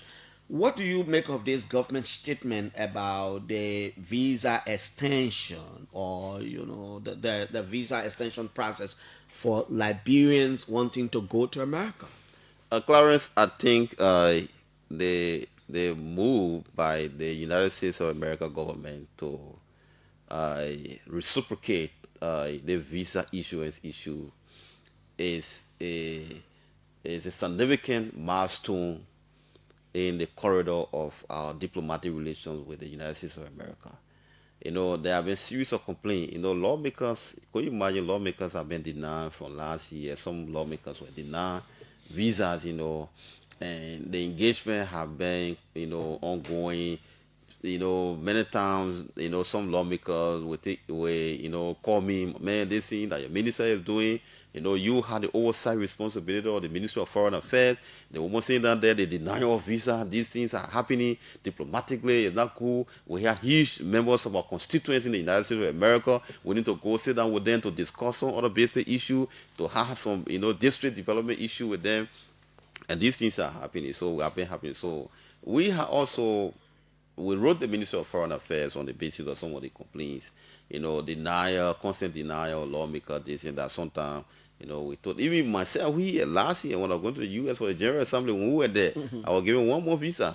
They gave you one more? One more visa. So the visa, when I left in Liberia 2 weeks, ago. So you had only 2 weeks? I had 2 weeks. So when I went there, one of my friends said, man, you got to stay. I said, no. I said, I cannot stay. I cannot stay. So I got to go back. In fact, my visa was supposed to be expired on the 8th of October. I left on the 6th. So I don't want any problem. So I came, and just this year we were going for the Security Council. I was able to be given a 1-year multiple entry visa. But that had not been applicable to other government officials. So I think that they moved by the Washington, to actually to make the statement of the visa, reciprocal arrangement between government of Liberia and the government of the United States of America. I hope you're not creating the impression that a floodgate has opened and that unlike the past, people will just be getting visa. No, the floodgate has opened, but then every country has its own immigration law, and they have some policy issues on visa issuance. So they had to do that investigation to be able to make sure that you are best suited for that category to be given visa at the business or the tourism visa, so that they can, because every country had a sovereign immunity, and you have that power to make a decision on who enters your country. So that one is like in the preview. But what we want to laud the United States of America government, want to appreciate them for, is that to make that significant move, which diplomatically, except that the government through its embassy here has not issued any statement on this matter. So a lot of people are still concerned. People thought as a result of whatever has happened, the embassy would have issued a statement to say America has taken this position. The statement, Washington make a statement, it reflects the diplomatic agency here. Washington spoke already. For me, what I've been seeing is the government of Liberia's statement. No, Washington, the State Department, when the State Department issue, you think what the government of Liberia had, it didn't get telephone call? No, has the State Department issued a statement? Yeah, the State Department, if you go even to the United States, our embassy, Washington, D.C., if you go to anyway, I will wait until the embassy respond to my communication. So the other statement that comes from the government, they are representing United States of America here, and the statement from the State Department automatically, in the American system they have the structure a little bit different. What we call the Minister of Foreign Affairs, the State Department understand the Department of State. So they in as much as they have come up with that decision, it means that the embassy here had to also implement what they have come up with. So just that the embassy also have come up with their own, press statement also to validate the decision Washington have made. So we feel that in the corridor of diplomacy, we feel that this is a unwavering commitment, from the U.S. government to actually calibrate and re-strengthening our relations, as it are taking years, from the 80s, early 80s when this visa, started, but from that time up to present, it's been difficult. And you having known and having studied and having gone through the relations that exist between Liberia and America, far dated in 1820, and all these things. So for us to be on the other side, it's been difficult, but we feel that this American move, the few days by Washington, I think is a clear, a mood, to demonstrate their commitment to this government,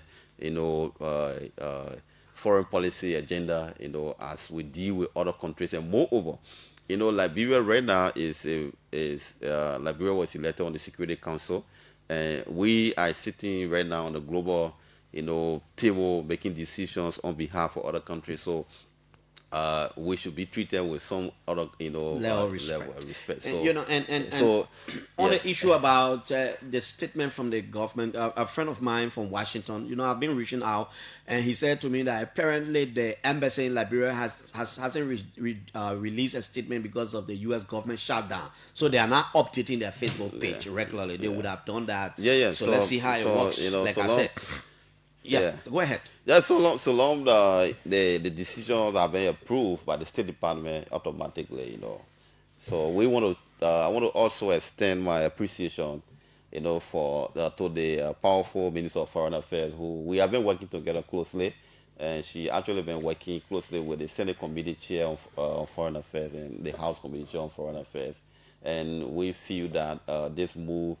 It's significant, and we all have to at least hail the government for the significant move. We at the legislature, even though our work is to have oversight of the sector that we chair, but equally so when we work along with the sector that we have oversight over and they are making some progress, we need to also appreciate them for the significant progress that they have made. So I want to say kudos to this administration, and we are making significant progress. Liberia, is coming back, and we feel that our representation and our relations with other countries around the world is actually yielding fruitful results, and coupled with some of the international engagements with, other head of states and head of government around the world. Now, what's happening at the legislature, the House of Representatives in recent time? Speaker Richard Kung is banned on, using a gavel to always instruct the Sergeant Arms. Is that how you call it? Yes? Yes, Sergeant to throw people out of sections. And some of the lawmakers think he is attempting to sanction their opinion. Every time they want to talk about issue, the latest was with Plebo Sorokan District, your colleague Anthony Williams, when he insisted that President Bouakai recently sent a bill banning traditional practices in the country. It was endorsed unanimously. But when the issue about gay rights is coming, he thinks that Deputy Thomas Fala and Richard Kuhn, the speaker, they're always shying away from it. And every time Kuhn is throwing people out, get out. Anthony, what's going on? The legislature, sometimes when we sit down, it is difficult for someone to speak out. Especially when you find yourself in leadership, because any critical view that you want to speak out, sometimes you got to also be very careful because it reflects the leadership opinion. So you got to be careful. So that when agenda item is prepared, sometimes leaders have to go through the agenda, and some of these things that are not necessary at a particular time, they are sorted out. But however, the issue of the harmful practice, the bound of harmful practices, when it came to the house, it was a debatable issue. We are working with international partners. Why it's true that it's our culture, we have our cultural practices that allow some of these things to happen. We are working with international partners. So when the motion was raised, secondly, the matter was, sent to a committee room. Okay. So the committee, the House was through committee. So when the issue is being raised in plenary and motion is taken and seconded and people registered on readiness to vote, and then when after stating all your on readiness to vote, and when a decision is taken automatically by majority members of the House, through yea or nay vote, it goes to the committee room, and the committee has to give it. There are times not given to the committee to make its report. So the committee will not just go and sit down and say, okay, they don't know. The committee will make a report on the basis of research that you have done. Why is it important to ban harmful practices in Liberia, or is that important? So somebody saying when you do that, you make a report. When the report comes on the floor, it has to go through the normal legislative process again. It will be read, motion will be taken, whether it will be the vote will be taken. So when you have some of the critical issues like that, and the matter is been sent in the committee room, you can go, no legislator, you go in any committee room to work with the committee, and you can give your view or opinion. But plenary is a higher decision-making area. Is it a good thing to always throw people out in the? No, but we have our rules, right? We have our rules. Expressing your issue, your view in the plenary, in the chamber, does not in any way, make you to be an outlaw person. But the manner in which, because you have to be recognized by the presiding officer before you speak. When the presiding officer recognizes you, and the man, he has a gavel. Nigga, that plays a political theater. Yeah, sometimes you find your way. The man won't recognize no, but you. I'll come in now because we have our rules also that guide us. That there should be, whenever we're meeting, there should be quietude. We should, all, this and that. So when you gotta be recognized, the speaker has a gavel. Even you can raise your hand 100 times today, and the speaker does not recognize you. He doesn't because he has a gavel. So, and the flow, the way, issue, the flow of the issue, the way in the flow, you have to also look, the presiding officer got to look at it, and you have to look, because if you don't manage it in a way that will be, it will follow deep or maybe degenerate or into chaos. So you have to manage the flow. And you have to, some people are in the house, we have three categories of people in the house. There are some people who are hardliner, some people who are middle people, and some people who are stabilizer. So people who are stabilizer always be there. Oh, let's do the Who are you? You categorize me. No, you should do. I'm not a member of the house. Yeah. So for me, most of the time I'm you're not. Stabilizer. I'm always play like a stable. You're a diplomat. Yeah. Always that's the most detailed people. They plan it, but they will stabilize it on the stage or at the back. They can. But there are some people that it's difficult to stabilize them because when they are in the action in the plenary, they will talk to end. The law says that you cannot hold anybody responsible for what he says in the plenary, but the speaker also had a gavel when you're going contrary to a rule to put you aside. Now, but when will you people graduate from the year and nay? How do I know Neke gave voted for a particular instrument that I will hold him responsible when you're still doing year and nay? I mean, people not accounting for their votes. No, what happened is that there are two ways to vote. When there are instruments, when there are instruments where like for instance, the MDA, the concession issue, and other instruments that are laws that should be legislated. You got to do a vote where you'll be recognized. But to bar harmful traditional practices is a serious matter. Yeah, but it the committee, committee, based on the committee report. Based on the committee, because if you allow the plenary to always make decisions, then what is the significance of the committee?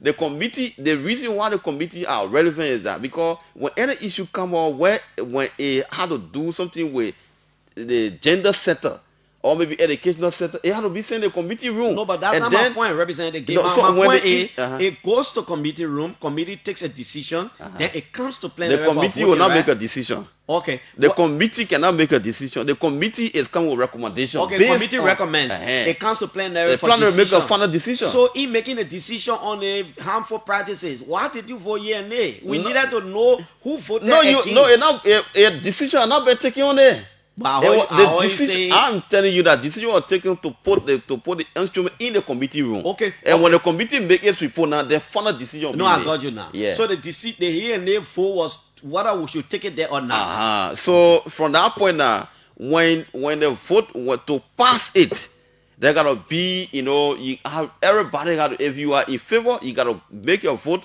to be yes or no, so that people will be recognized, and the engrossing clerk will be able to count people on the basis of because I think it's sensitive.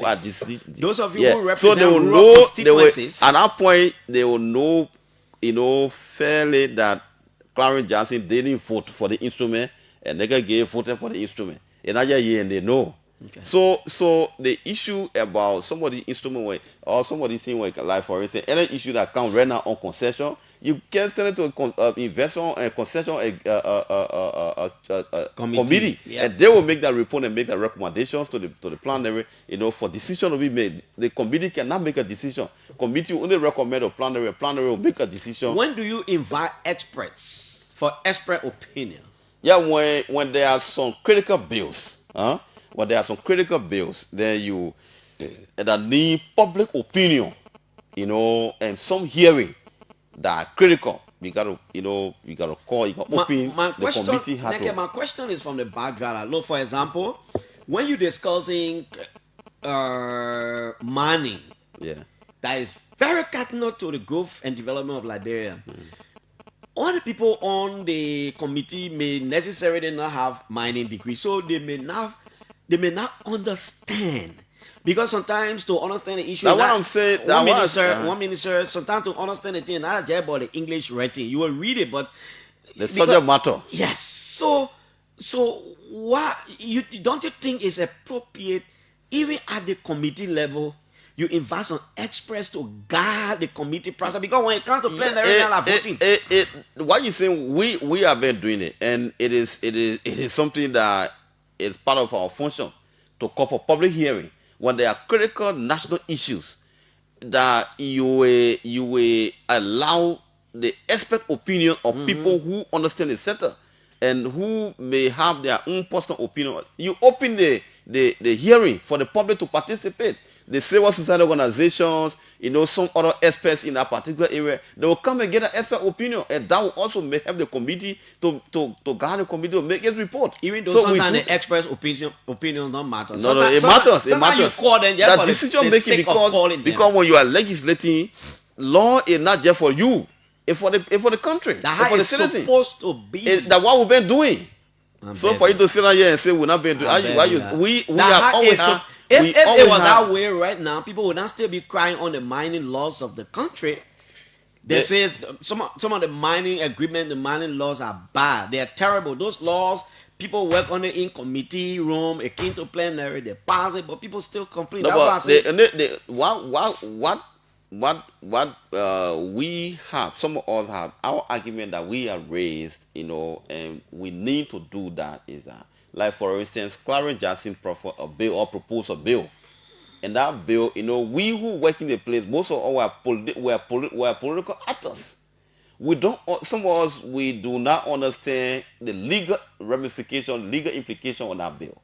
So what we sometimes do is that the Committee on Judiciary will also invite other, people like the Law Reform Commission. We have, the last time we make a proposal that the Law Reform Commission should work along with, the judiciary most of the time when there are critical bills that have to do with critical issues, and even the legislature, the legal bureau of the legislature work together so that some of the things they to make a report, because the law you're making maybe that particular promulgation, or maybe the law have been legislated maybe 10, 15, 20 years ago. So there can be a proper research made whether that law has not been passed, or that law was passed by a dormant, and you bring in another legislation So some of the research has to be done. Okay. So that's why the judicial committee will always work with some other, legal luminaries, so that they can be all sit down and discuss some of the issues and come up with a good report. Okay, Representative Neka Gay is our guest. We're opening the line very shortly, 9 o'clock.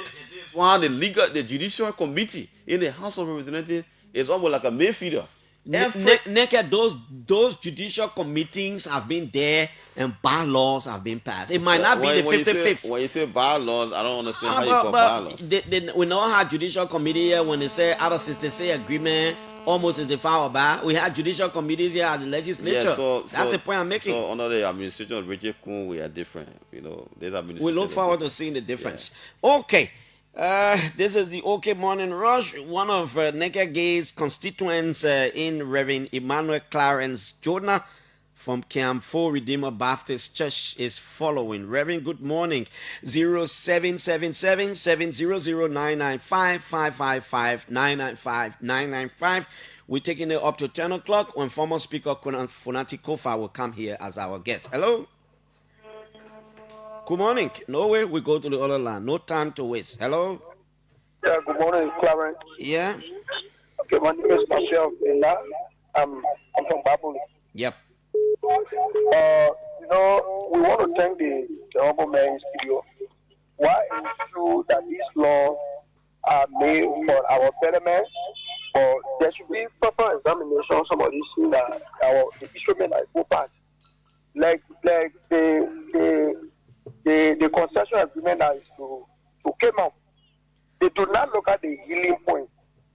You do money, somebody do underground money. At the end of the day, when they leave from there, what happens next? They don't care. So it's a serious thing. You need to let them know, you need to check that thing. There will be, in the future, I'm not a geologist, but I'm afraid that maybe there will be a landslide in the future. Okay. Hello? Good morning. Are you there? Good morning. Yeah, good morning, Clarence. Yeah? Clarence, this is Elton, and I phoned in from this thing this morning, Clarence. Your phone name, sir? Yeah, I'm Elton David. Okay, David. Let me say welcome back. We miss you guys. Thank you. We are back. Yeah. But my attention has been drawn to the issue in the House there in recent time, where you found the Speaker putting his codice out. And I think it is wrong for our democracy because he just explained that they have their own rules. If you violate, they punish you. The punishment is that you get out.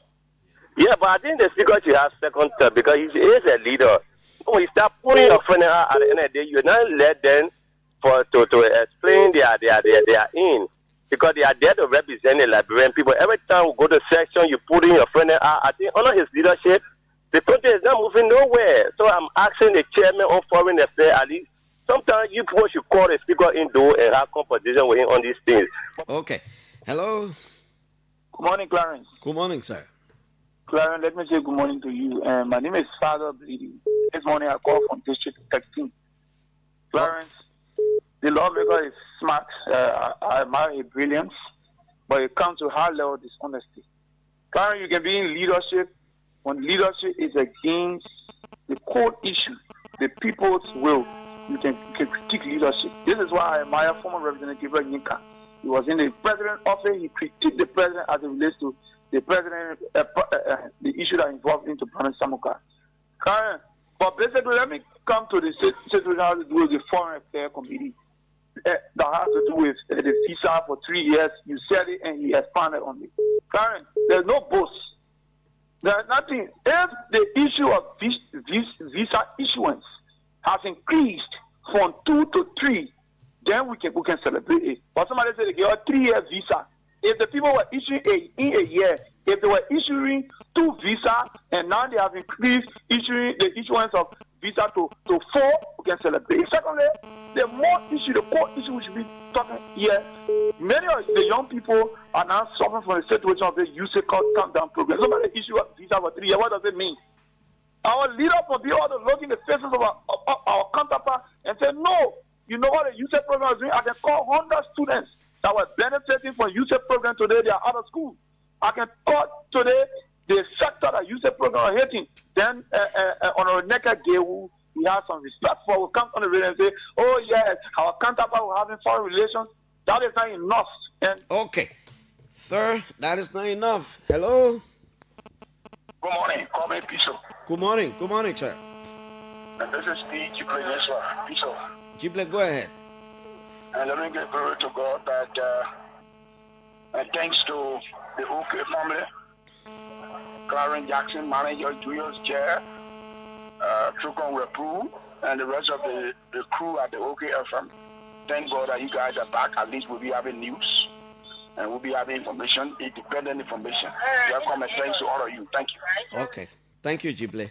Thank you. Let's go. Can we go here? Yeah, we can. Let's take like 3 more. We'll go to Nenkege. Hello. Clarence, good morning. Good morning, sir. My name is Anthony Sayer. I'm the past president for Operation Merger Fund to honor his leadership of Duo Mora. Good morning to the entire management. You vice president for what? You vice president for which institution? Merger Fund 2, M Fund 2. Republic of Liberia. What is that, if I may ask? It's a motorcyclist for the South African. Oh, okay. Okay, let's hear you. Go ahead. Go ahead, sir.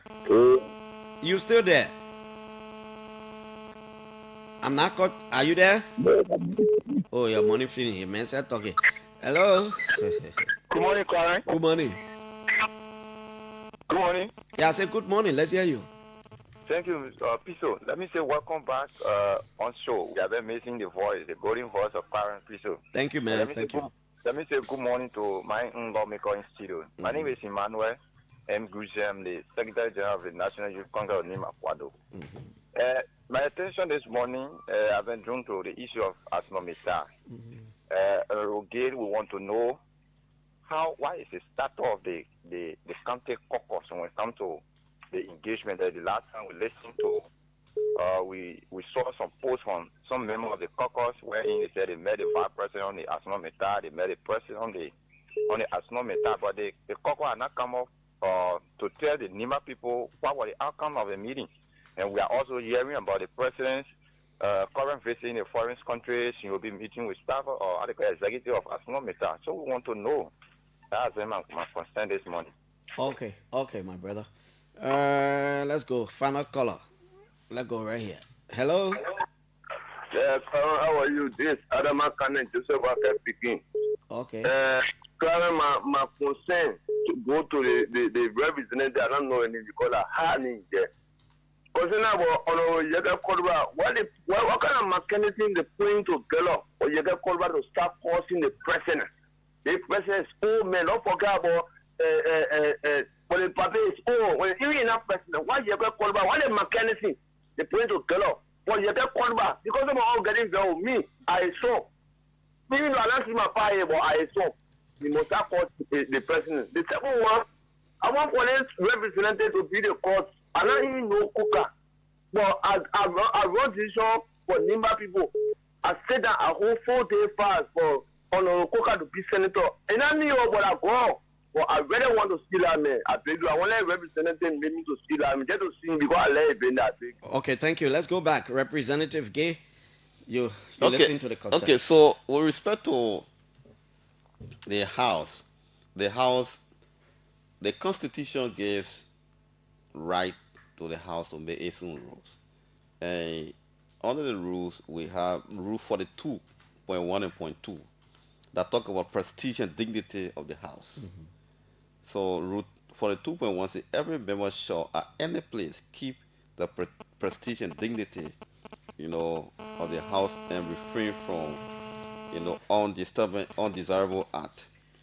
It says no member shall insult, abuse, or harass other persons within, the confines of the House, or cause disturbances or disturbance to the activities of the House. There is a rule. The House is a rule-based house, and I think the rules are clear. So sometimes the way we conduct ourselves, if you even leave session and try to play, the recording of our, the activities for the chamber, sometimes, you feel very, very bad because we're elected as officials of government, to do a particular work. So, and Liberian people can be eager to listen to us, what we say. So I think in consonance with rule 41 and 42, for the 2.1 and for the 2.2, I think it's clear on how we should be able to.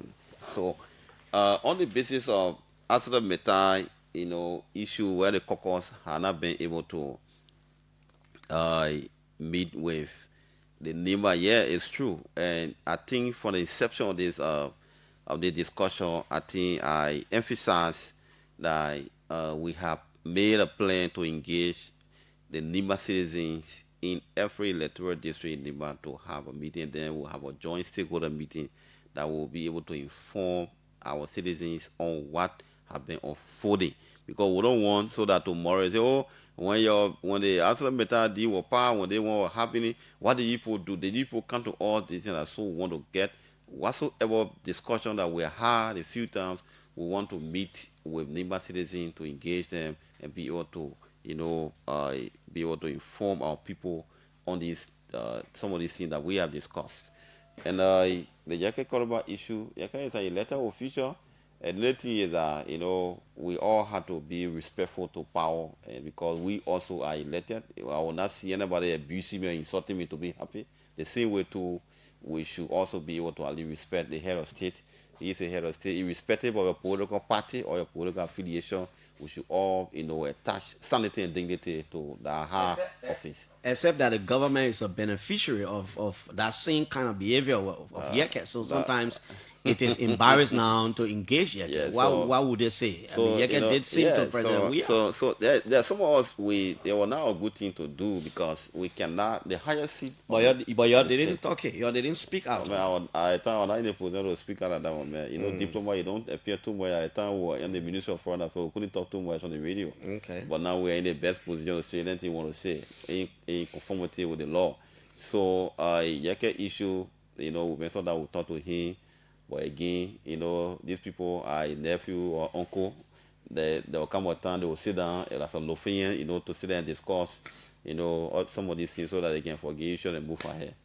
Yeah. Okay, Representative Gay, I'd like to say thank you so much. Anything else? I just want to say thank you so much this morning for this opportunity afforded me to appear on your show this morning.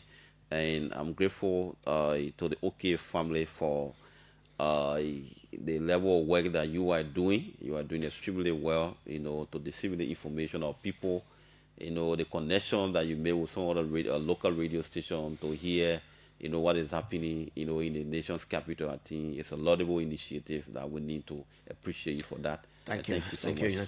Thank you, Representative Gay. We're taking a break. We come back. Former Speaker Fonati Kofa will be here. Very, very shortly, we have the former speaker here coming.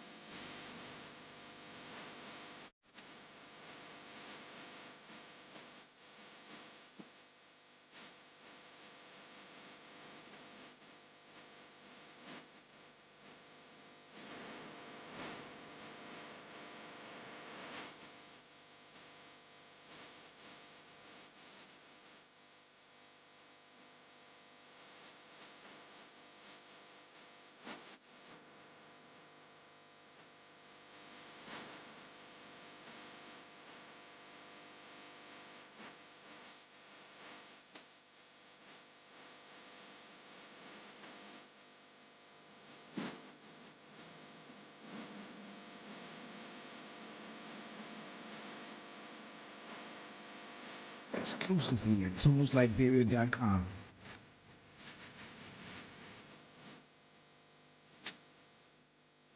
Begin at tunesliberia.com.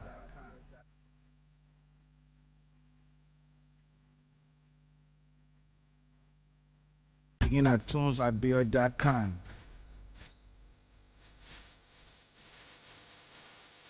Exclusively at tunesliberia.com.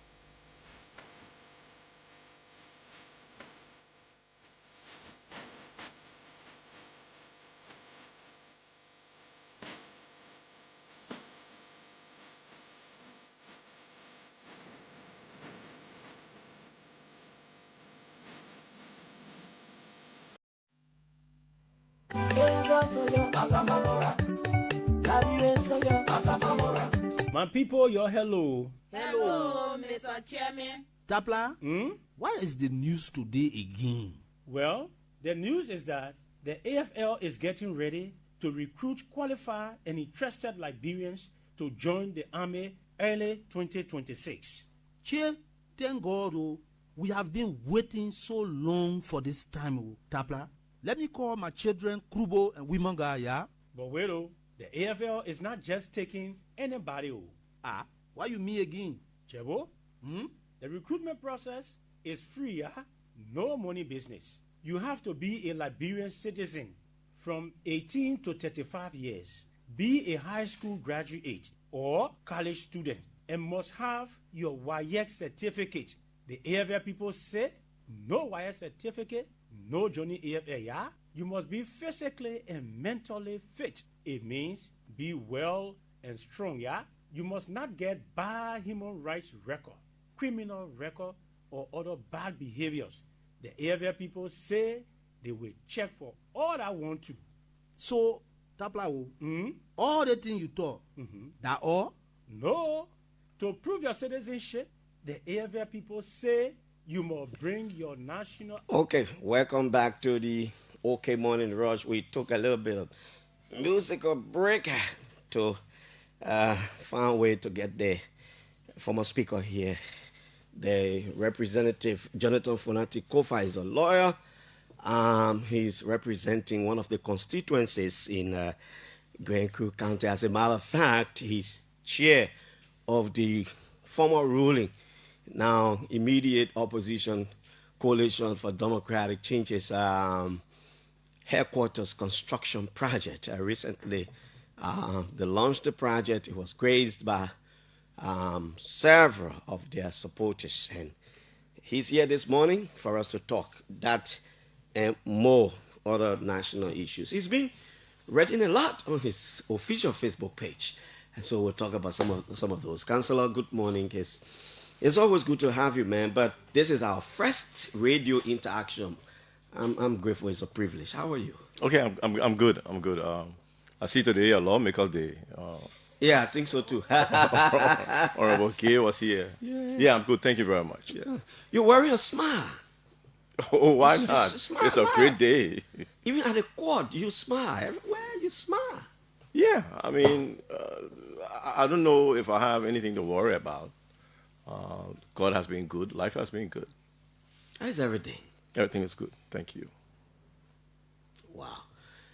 Okay. How is your district, by the way? My district, we have issues of concern.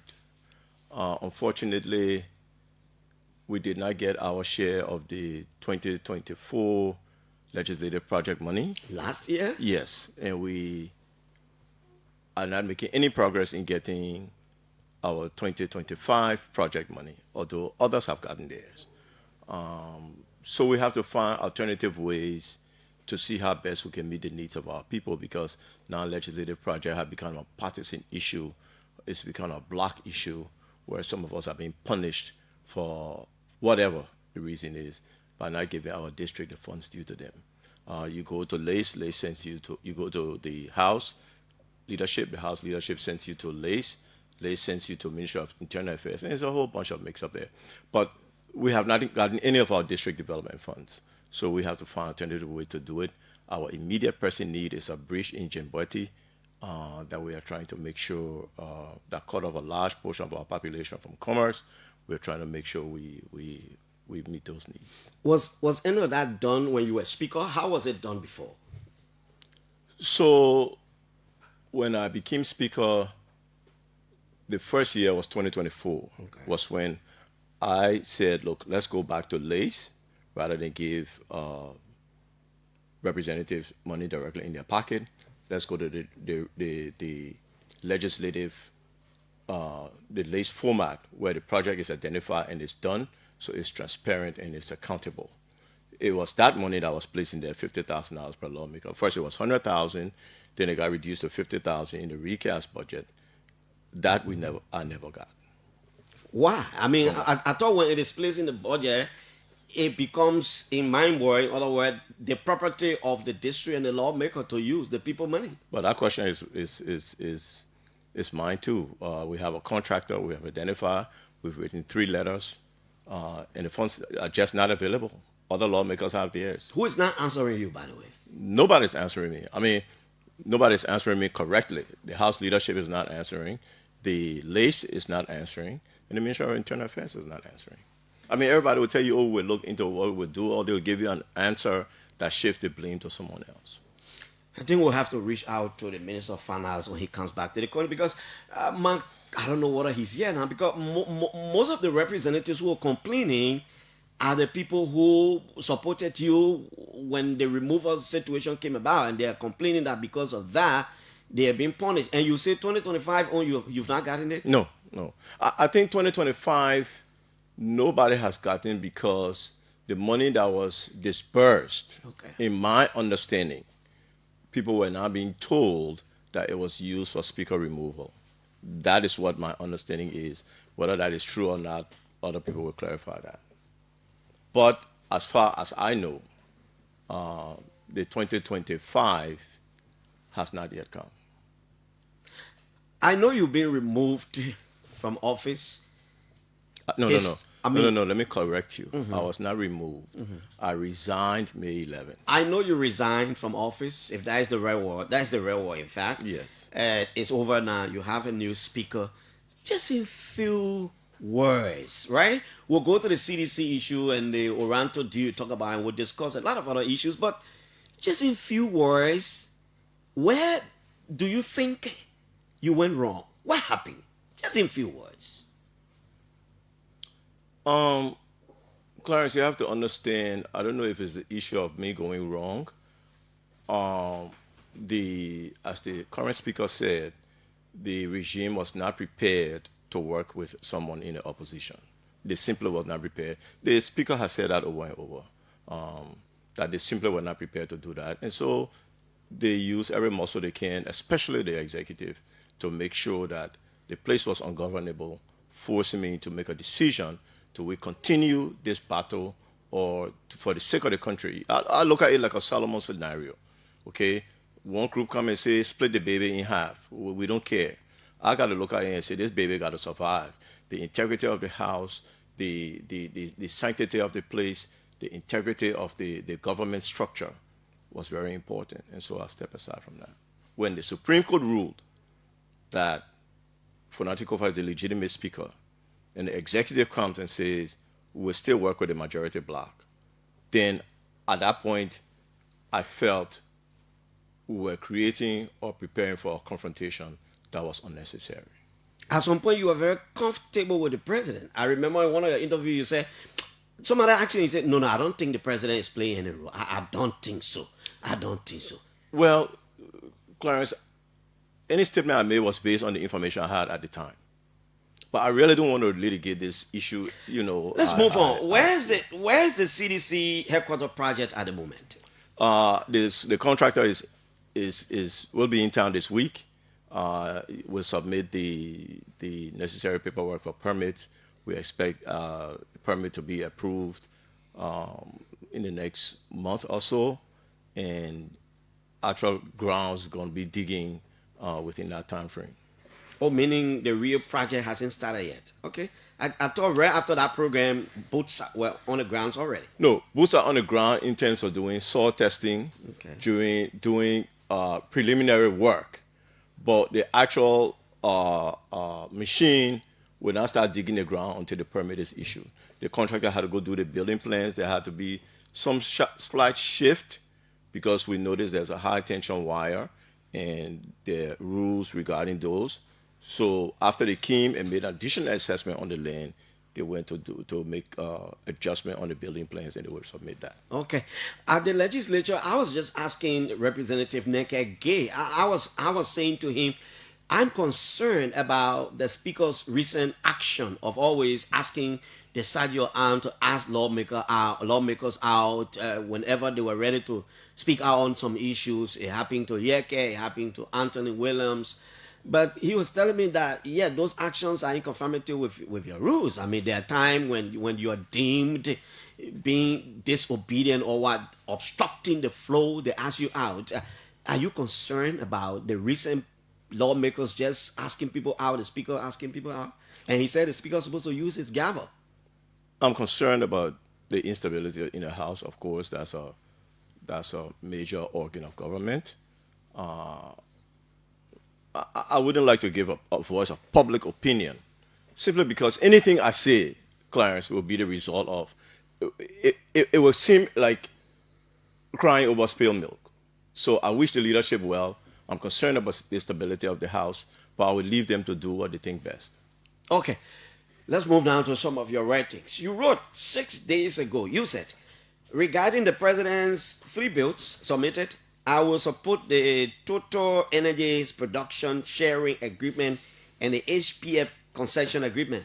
These are solid investments for the future of Liberia's resources. I will oppose Atlas Oranto Production Sharing Agreement, Oranto, but its track record shows that it does not mean well for Liberia. It does not have the capacity to engage in the activity for which it has been contracted. The last time Oranto got a production sharing agreement from Liberia, it was so corrupt that it had to be cleaned through a Canadian company in order for it to be purchased by Chevron. Oranto, you say, is a flipper to avoid transparency and accountability and will benefit only a few Liberians, which they will never name. The same block was the subject of negotiations with ExxonMobil, an American company with a solid record of production. The government must explain why it walked out from ExxonMobil for a more dubious arrangement with a 419 company. How do you explain this, Father? It's based on research, okay? We all know when Oranto was here, all the hullabaloo and noise behind Oranto the last time. So when it came out that they have a production sharing agreement, I had to go back to research. Global Witness did a research on it, came to the same conclusion. ProPublica did a research on it, came to the same conclusion. Front Page Africa came to the same conclusion. So we quoted these sources. We made our conclusion based on research, not just on our opinion. Now, the basic thing as a lawyer, and then I took the agreement to try to look at it just from a legal standpoint. This is the area of law that I practice: corporate law, corporate agreements, and those kind of things, government agreements. The first thing I had to look at is Oranto does not have the capacity to do deep water exploration or production. It simply does not, okay? So if you're getting into a contract with someone who doesn't have the ability to perform that contract, then you have to question the purpose of the contract. And that's the first thing I did. Say, okay, why would we be doing a contract with Oranto? They don't have the capacity. The people with the capacity are Total, ExxonMobil, Chevron, and other companies I named. Oranto is not one of them. So why Oranto is my question. That's some of the questions I'm posing. And then as I delve into the deal, then it raises more question that there is something maybe behind this deal that is not being explained, and it must be explained. The other thing I looked at as a lawyer is there's poor drafting, because when you drafting a contract, you got to draft it consistent with law. There are several provisions here that are not consistent with the law, and they could be fixed, because the agreement, in my mind, should go back to the president. The president should instruct his team of negotiators and lawyers to look at those areas of concern and see. But the reason why I think this contract is irredeemable is simply because Oranto does not have the capacity. Okay? If you want to give it to Oranto for another reason, then let's take the reason in there.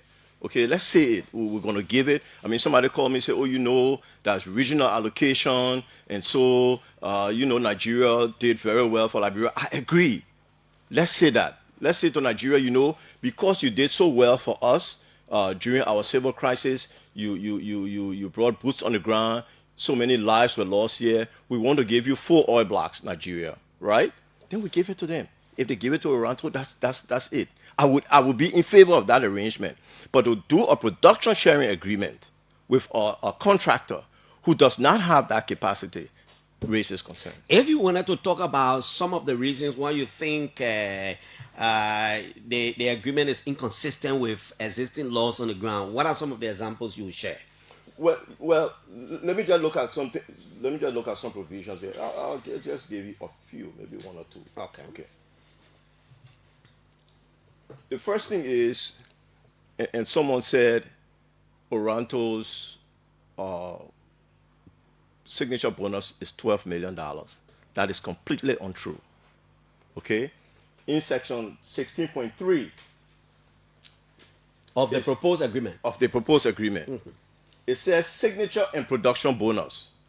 A for production for signature bonus is $1.25 million. In A, $1.25 million for signature bonus. For signature and bonus. not 12. It's not 12 million. It's right here. I will leave it with. I will give you a copy to read. The other things that are there. Councilor, you won't put the mark, so every time you talk, it should be. Sorry. Yeah. So every time every time you look at, when you look at the rest of the monies that will be paid, are what they call production bonus. You're not going to pay it unless you do a phase, right? The important thing that is not listed here is, imagine Oranto is getting 4 oil blocks. They have not paid for 1 data. You're going to buy land and you don't do no survey. Can you imagine that? You're going to buy land, but you don't do no survey. We know that Total paid $3.5 million for their survey. Toronto did not pay. Now, what is inconsistent with the law says all monies received, except for data payment, should go into the consolidated fund. The agreement says $400,000 will go to LPRA, and then $850,000 to consolidated fund. That is inconsistent with law. Then it comes back, okay? In the same clause 16, it said the bonus due under clause A of this section shall be recoverable as petroleum costs. You know what I mean? It means that the money you pay when you flip or you start producing, you can take it back. If you owe us $100, in this case, the company. Yes, in this the $1.25 million that Oranto going to pay upfront, okay, whenever they flip or they start production and they owe Liberia, let's assume $10 million, they get to deduct that $1.25 million. They flip meaning what? If they sold to somebody else. Because they don't have the capacity. Oranto will have no choice but to go sell it to ExxonMobil or one of the big companies. Is that agreement before you now? Which agreement? That one, the proposed agreement. Is it before you, meaning the legislature? Yes. I got it from my office. Is that why you're arguing now? Is it on the floor? Are you debating it? No, we're not debating it. It went to committee. And I have informed the committee. And then I gradually, as I read, I inform the public as to what I'm seeing in the agreement. Then there is another portion. You say, under 16.3 of the Oranto production sharing agreement, every cent Oranto spent to acquire the block will be, okay, that the one you just talked about, Yes. will be reimbursed to him. Yes. When it flips. To him, in this case, to the very Oranto. To the very Oranto. He will So you make an investment. Every investor, right? When you come to make an investment somewhere, you got to feel it in your pocket. Okay, investment is risk, right? But if I come to you, look, this Oranto agreement, I think Liberia should give it to me. I'm a Liberian. I'm entitled, to our resources. I can raise $1.2 million or $3 million or $5 million, and I get it back when I flip it and make $200 million. Any Liberian can do this. Okay, we don't need Oranto to do it under the arrangement that they have given, because all the money you spend up front, you get it back. Okay, so I just wanted to raise your issues before I start to ask you questions. Then you go on to say, according to the 2019 Petroleum Law, Section 36A, Liberians are entitled to receive 5% of each block, while Nuka will receive 10%. The Oranto agreement says Nuka will get the 15%, and Liberians should leave their own with God. And if in 180 days after they found oil, and Nuka does not speak for us, Oranto gets the 15% free, section 17.1 AR. Either this is a weakness in negotiation or a form of wickedness. Well, if this is what you say is true, is this in our provision? Why somebody want to change it? 5% for Liberian, 10% to Nuka, and they say the entire 15 should go to Nuka? Okay, so the way the agreement is structured, you have 100%, that's the block, right? 85% goes to the contractor. The company. 10% goes to NOCA, 5% citizen participation, all right? Citizen participation in the country or owning share? Yes. Okay. Whatever way the citizens will participate but 5%. That have been identified will be 5%. Then the agreement says NOCA will hold that 5% for Liberians. Okay, the citizen participation, NOCA will hold that 5%. So that's 10 plus 5, that's 15 NOCA holding. It will lapse if after the found oil in 180 days, NOCA does not exercise the right to claim that percentage. What is bad about this is then it goes down at the end of the day, right? Even though we have this citizen participation, Section 35 says, apart from the state, the authority, and the contractor, no person shall have rights under this contract. NOCA don't have rights. Citizens don't have rights. If it's about to lapse and citizens as beneficiary cannot file a lawsuit or cannot impose their rights on it, then what is it? It's nothing.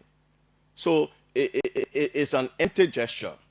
It's a provision that needs to be reviewed and examined.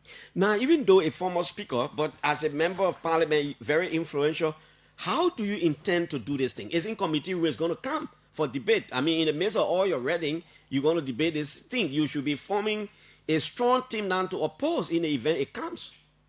Oh, of course. Everything we send to our Facebook page, plus more. We are informing our colleagues and we're having our internal discussions. I think, on Thursday, we're gonna put a more detail, which will have some I don't put the technical flaws on the Facebook page because it will be difficult for the citizens to be able to follow because they don't have the benefit of technical advisors like I do who are familiar with the oil sector. So that would be my detailed letter to the House when I recommend on Thursday that we send it back. How do you determine capacity here? As I keep hearing you saying, Oranto does not have the capacity. How do you determine capacity? Their track record and what they are doing. We went to the industry and said, look, who are the companies that have been doing or have the capacity to do deep water drilling? Ours is ultra deep. Which companies can do this? And Oranto, not one of them. We asked specifically about Oranto, and they told us Oranto's capacity. That's why we have said that they do not have the capacity because the industry says they don't. How long did plenary give the committee to come up with recommendations or their report? I'm not sure, Clarence. I was not in session that day. Do you go to section regularly? Yes. I only skip Thursday session. You were also talking about a bill you want to submit that is going to be called a social safety network fund that you say should be delegated to helping vulnerable people to pay school fees and rent in the tune of $25 million. What's the idea? The idea here is, Clarence, you know, this is a recurring thing that we've had in Liberia. People come, oh, counselor, please help me with my rent, or counselor, school not open, please help me with the children's school fee.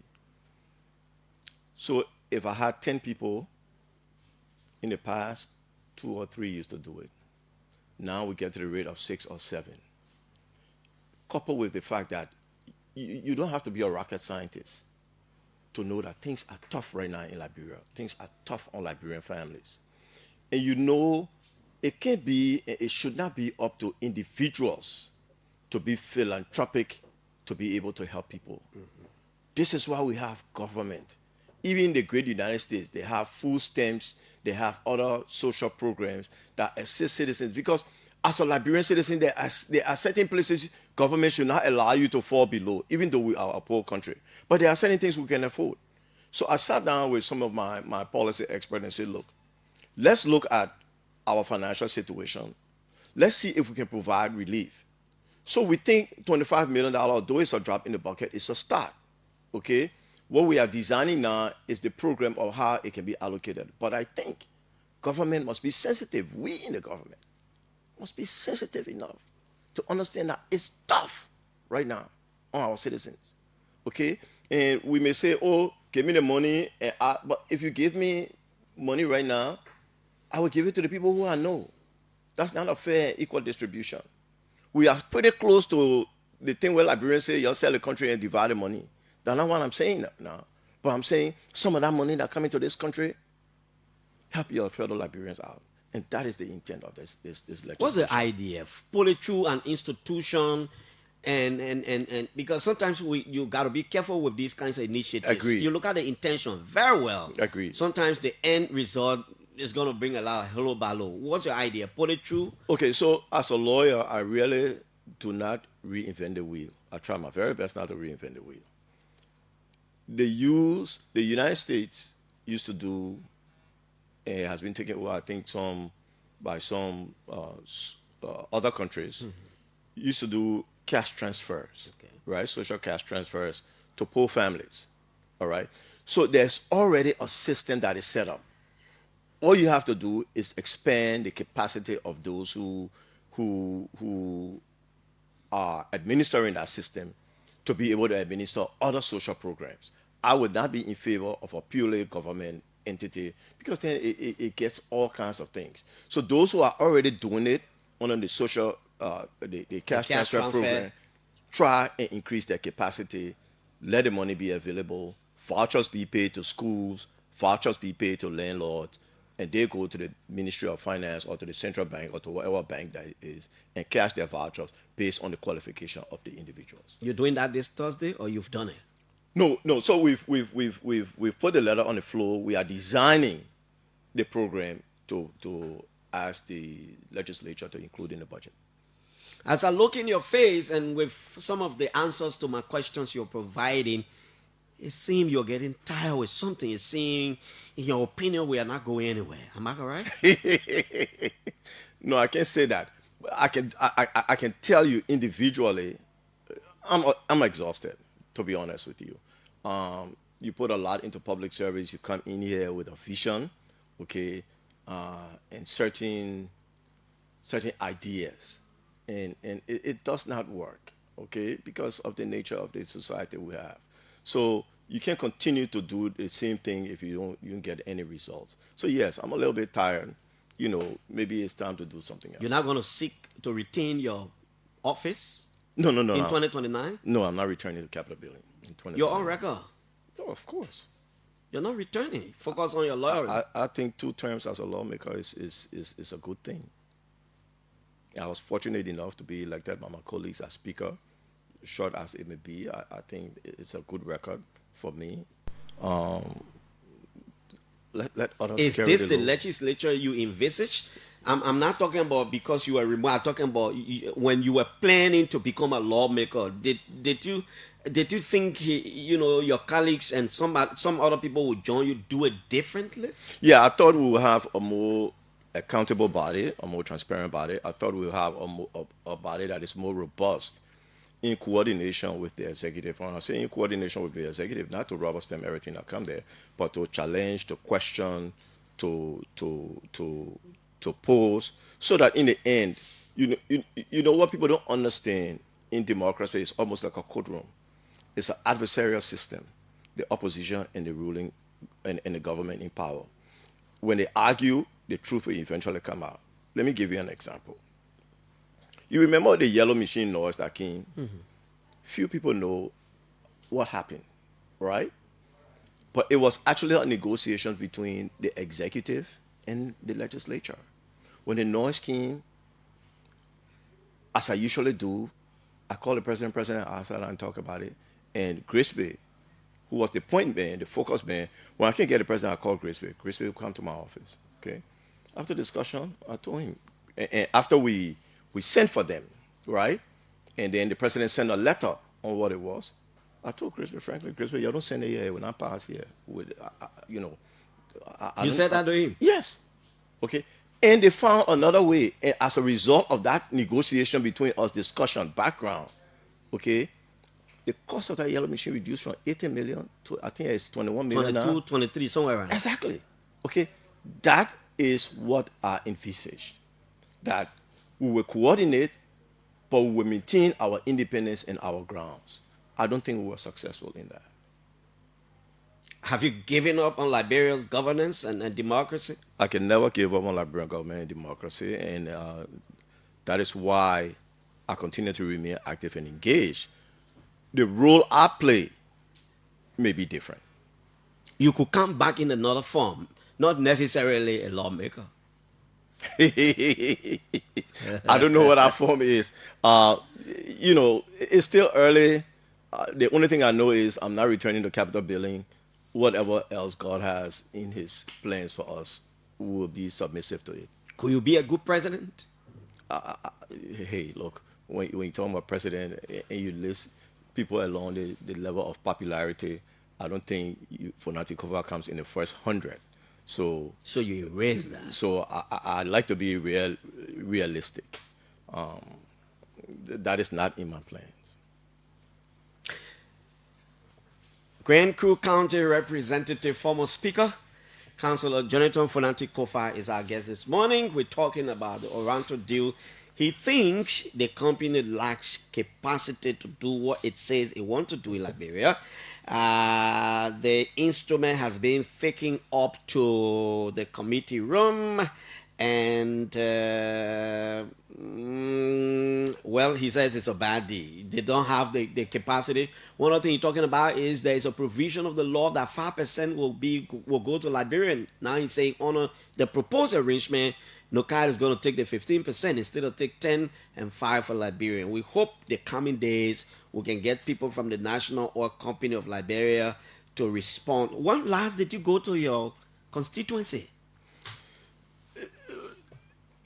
Clarence, I have not been home since elections. Since elections? Since elections. Why? Okay, so right after elections, you recall there was the speaker race, which we were deeply engaged in. Right after the speaker race, we were engaged in deeply trying to maintain the stability of the place as the ruling party sought to dislodge me. And based on all of those, and given the circumstances that was involved, I was able to go back. We have a trip planned for this December to go back and be able to explain. The one thing I really love about my constituency, the level of support has been amazing. So we'll go back to them and say, look, yes, what we tried to do, yes, how you are going to benefit. It didn't work, but we are still here to conclude the final 4 years of our journey. They stood with you in all this? Yes, absolutely. Even when people were planning to try to go to my district and cause problem and create demonstration, our people told them, you're not going to bring that here. Is the House of Representatives stable now in your opinion? What do you think? No comment on that. No comment. Yes. Again, I don't want to get into the nuances of house politics. It seems there's another revolution, Kofa. Where? I don't know. But you don't know why you're talking about You should be commenting. About revolution? I mean, what I'm saying, your no comment, it kind of put everybody on their heels. No, it can't put people on their heels. If Fonanti Kofa would say no comment. No, it can't put anybody on their heels simply because I'm not involved in house politics. I do my work. I review bills and agenda that comes in. I stick to that. You know, what's going on in the halls, I will be the least person you will be able to get any objective opinion for because I simply don't know. You're still a member though. Yeah, I'm a member. You're voting, you're participating, you're debating. Yes, and that's what that's the lane I stay on. That's the lane I stay on. Whatever else is happening in the house, politically or on the chessboard, I'm not familiar. How is former President Weah, by the way? He's doing good. He's on a FIFA trip right now. Okay, let's go to the lines and take some calls right here. Former Speaker Fonanti Kofa is here this morning on the Morning Rush as our guest. Call us on 0777-700-99 and 555-995-995 are the numbers to call. Thanks to our colleagues, a lot of our colleagues are here doing different online streaming. Let's talk to you. Hello. Hello. Yeah, just call your radio off. Do us a favor, please. Hello. Yeah. No, it's not okay yet. It's not okay yet. Hello. Why don't you just switch it off? Just call it off. Call it off. Hello. Good morning. Good morning. Good morning. Hello? We can't get you. Good morning.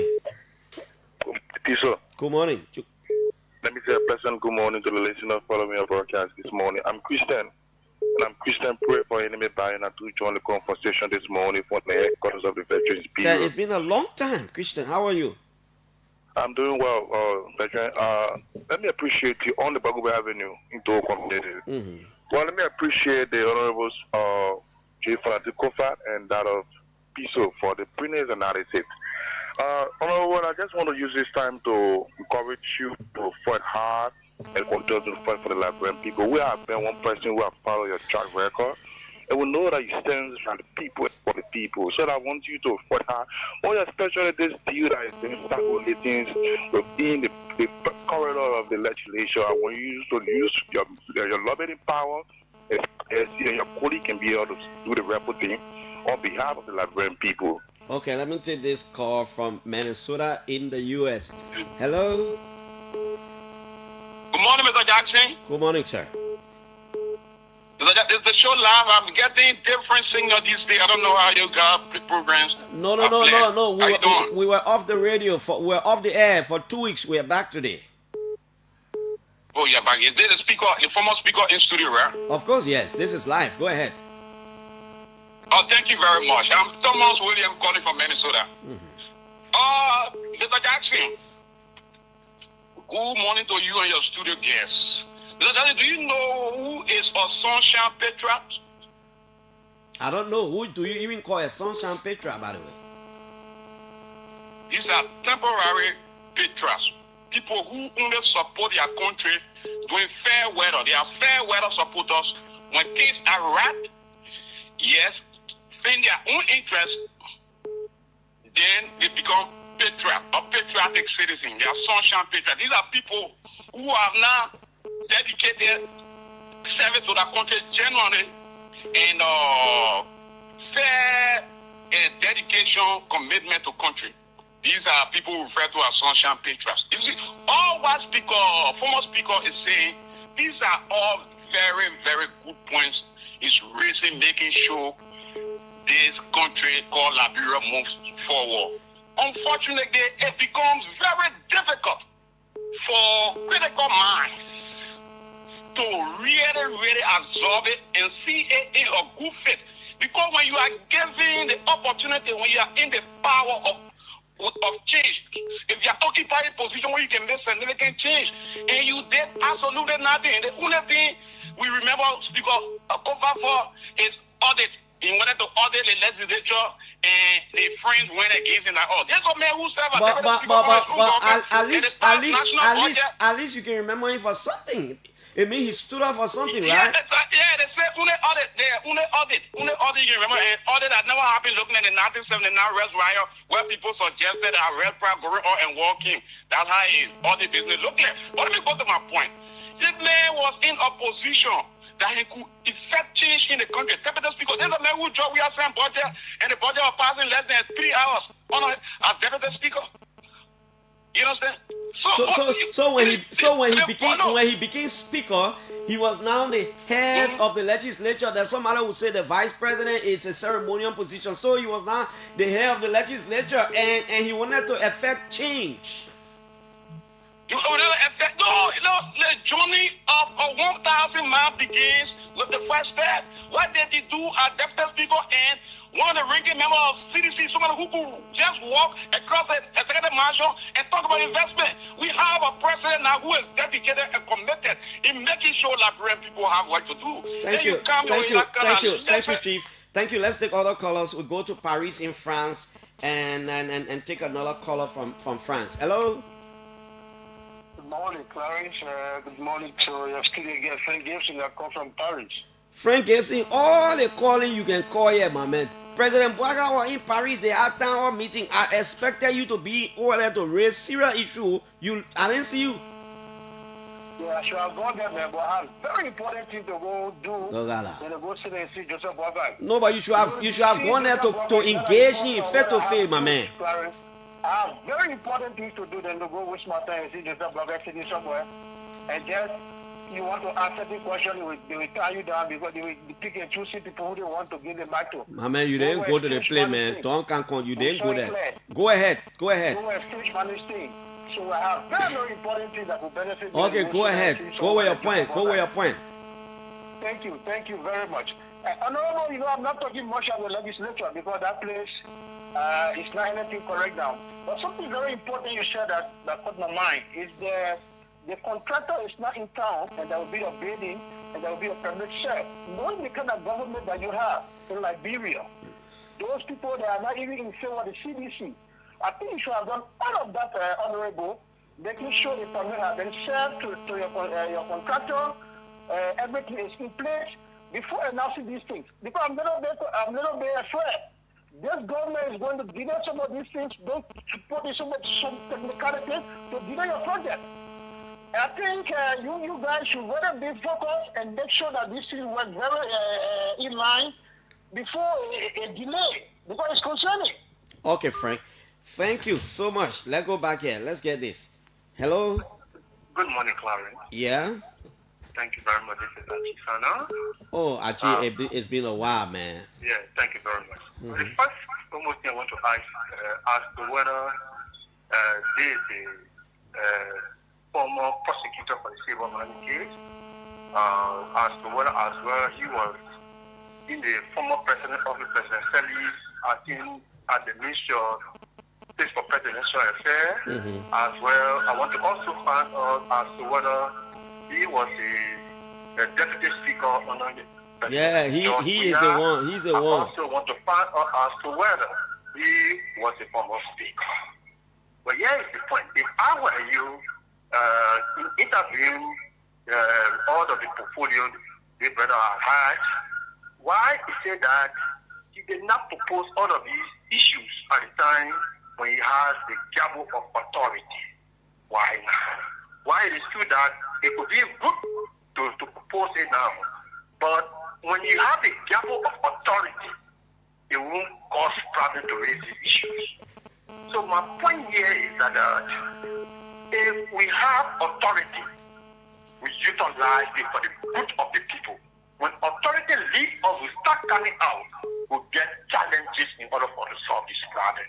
Okay. Why do you say that? Yeah, because I want to believe that during President Sally and the people were suffering. Under President John, we and the people were suffering. Why the $25 million bill that was not intended to provide aid? Because even Gido and his son, myself was suffering. Thank you very much. Okay. We're taking two more. Then we go back to former Speaker Kofa. Hello. Yeah, good morning, Clarence. Yeah. And let me say good morning to the former Speaker, Councillor Fanati Kofa. My name is David Kuye Nangwe, and I call from a Dogom Navy resident this morning. You know, Clarence, as I start in this Councillor Fanati Kofa, I begin very disappointed in the mindset of the Black politicians. Imagine if former Speaker, former Minister of State will have portfolio with all the influence and authority. He's telling us, and he wants us to believe that he now cares for us to the extent that he's talking about putting gold like when something is. When you have the power, when you have the influence to shift the power down in the interest of the people, why didn't he do it? So it just raises issue about the sincerity of our leaders and our political politicians. You know, I'm very disappointed because your statement shows no ring of sincerity. You have power. If you are sure about that, you could lead a team that you invented. You cannot lead power and no more have the influence and great power, and you want to protect that you love Liberia. Okay. Well, we'll go right back. I'm trying to make a particular call only for 1 minute because of information the president just sent out relating to Councillor Kofa and what we are discussing here. I want the president himself to say it, not just text message, because the president will be the best president. Hello, final caller. Hello. Thank you, Clary. I'm the final caller. Your former friend, we said. Okay. I meant deliberately, you now pick my call. By the time we're on break. You're on the radio. Thank you. Clarence, let me say thank to, Councillor Kofa. Somebody asking a question that the time you were there, why you talking about? The time Kofa was in leadership, we were never talking about Oranto Dew that he's trying to, oppose. I know the type of man, when he has charity, he will not come and support such deal like that. So don't ask him to say what he said, because that time the deal was not on the call. You see? So you can blame him for that. And Kopa, let me commend you how to stand your ground. The people of Green Crew will always check you and count you. Some of all are coming, incoming lawmaker in that district. Okay. Thank you. Yeah, the man are open floodgate for you, man. I was trying to get to Cecilia Clark, police spokeswoman. She just sent me a message. She says it is not true. The police did not relieve Brian McGill. He is not a free man. In fact, let me read word for word, because there were callers this morning who said the police have released him. He was a free man. She said, Clarence, it's not true. Brian has not been cleared by the police. Whoever provided that information is false and misleading, as investigation is still ongoing. So she said, Brian McGill is not a free man. The people who said it this morning, you're lie. Councillor Kofa, how are you? You listen to the cause? Yes. So let me address the issue of why now. You see, it is when you don't understand government, then somebody will come and say, oh, why when you were deputy speaker you didn't do this, or why. I don't run myself and my confidences on Facebook, right? So any advice I would have given President Salif during the time I was minister, right? That is an advice I gave to a president. That is for the president to reveal. It is not for me. Any fights I had, okay, that is not for me to come and tell anyone. I live and die with the fact that I work for President Salif. Whatever decision she made, yes, we all inherit that, right? Because if it was so egregious for me to disagree with, I would leave. As speaker, let's go to speaker. Clarence, I just told you, if I had a disagreement with the president, I pick up the phone. The minute I call the president picks up my call on the first ring. Okay? If we can meet, either Graceway comes over or the president and I meet in the evening. If I can voice my opposition or my concerns to him and have policy effective that way, for me, that is what the speaker should do. Now, I'm a backbencher. I ain't even got lesson plate. Okay, if I call it. What do you mean? But I get no lesson plate. I drive my private lesson plate. I've been requesting lesson plate from the house. Did they assign one to you? No. Okay, so I'm a backbencher. I can't even get my legislative project funded, to have appointment to talk to the president, probably it will have to be appointment like any ordinary lawmaker at the president's time. Things are happening. So the only platform or forum I have now is my colleagues and to tell the public, this is my position on this issue.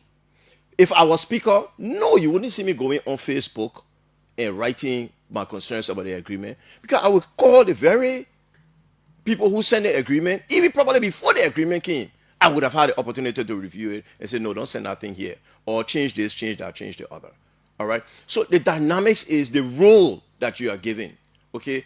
I told my people all the time, even those who get angry with me, unlike the current speaker who say I'm a regime speaker, I endeavor not to be an opposition speaker. I endeavor to be the Speaker of the Republic of Liberia. And in that case, it requires coordination. It requires that when I have issue and I have access to the presidency, okay, and ministers come at my beck and call, I tell them what I need corrected. All right? I didn't think going on Facebook or advocacy is my role. But now I'm a backbencher. You know, I'm nobody. I have a right now to say and do, to say what I please and to point these things out to the public. So public policy makers who are in those positions now can consider that. So to say you didn't do it before, and then when you come say why you didn't, Oranto didn't come, I wish you would read the committee report when President Weah submitted Ibamoff and Eton loans.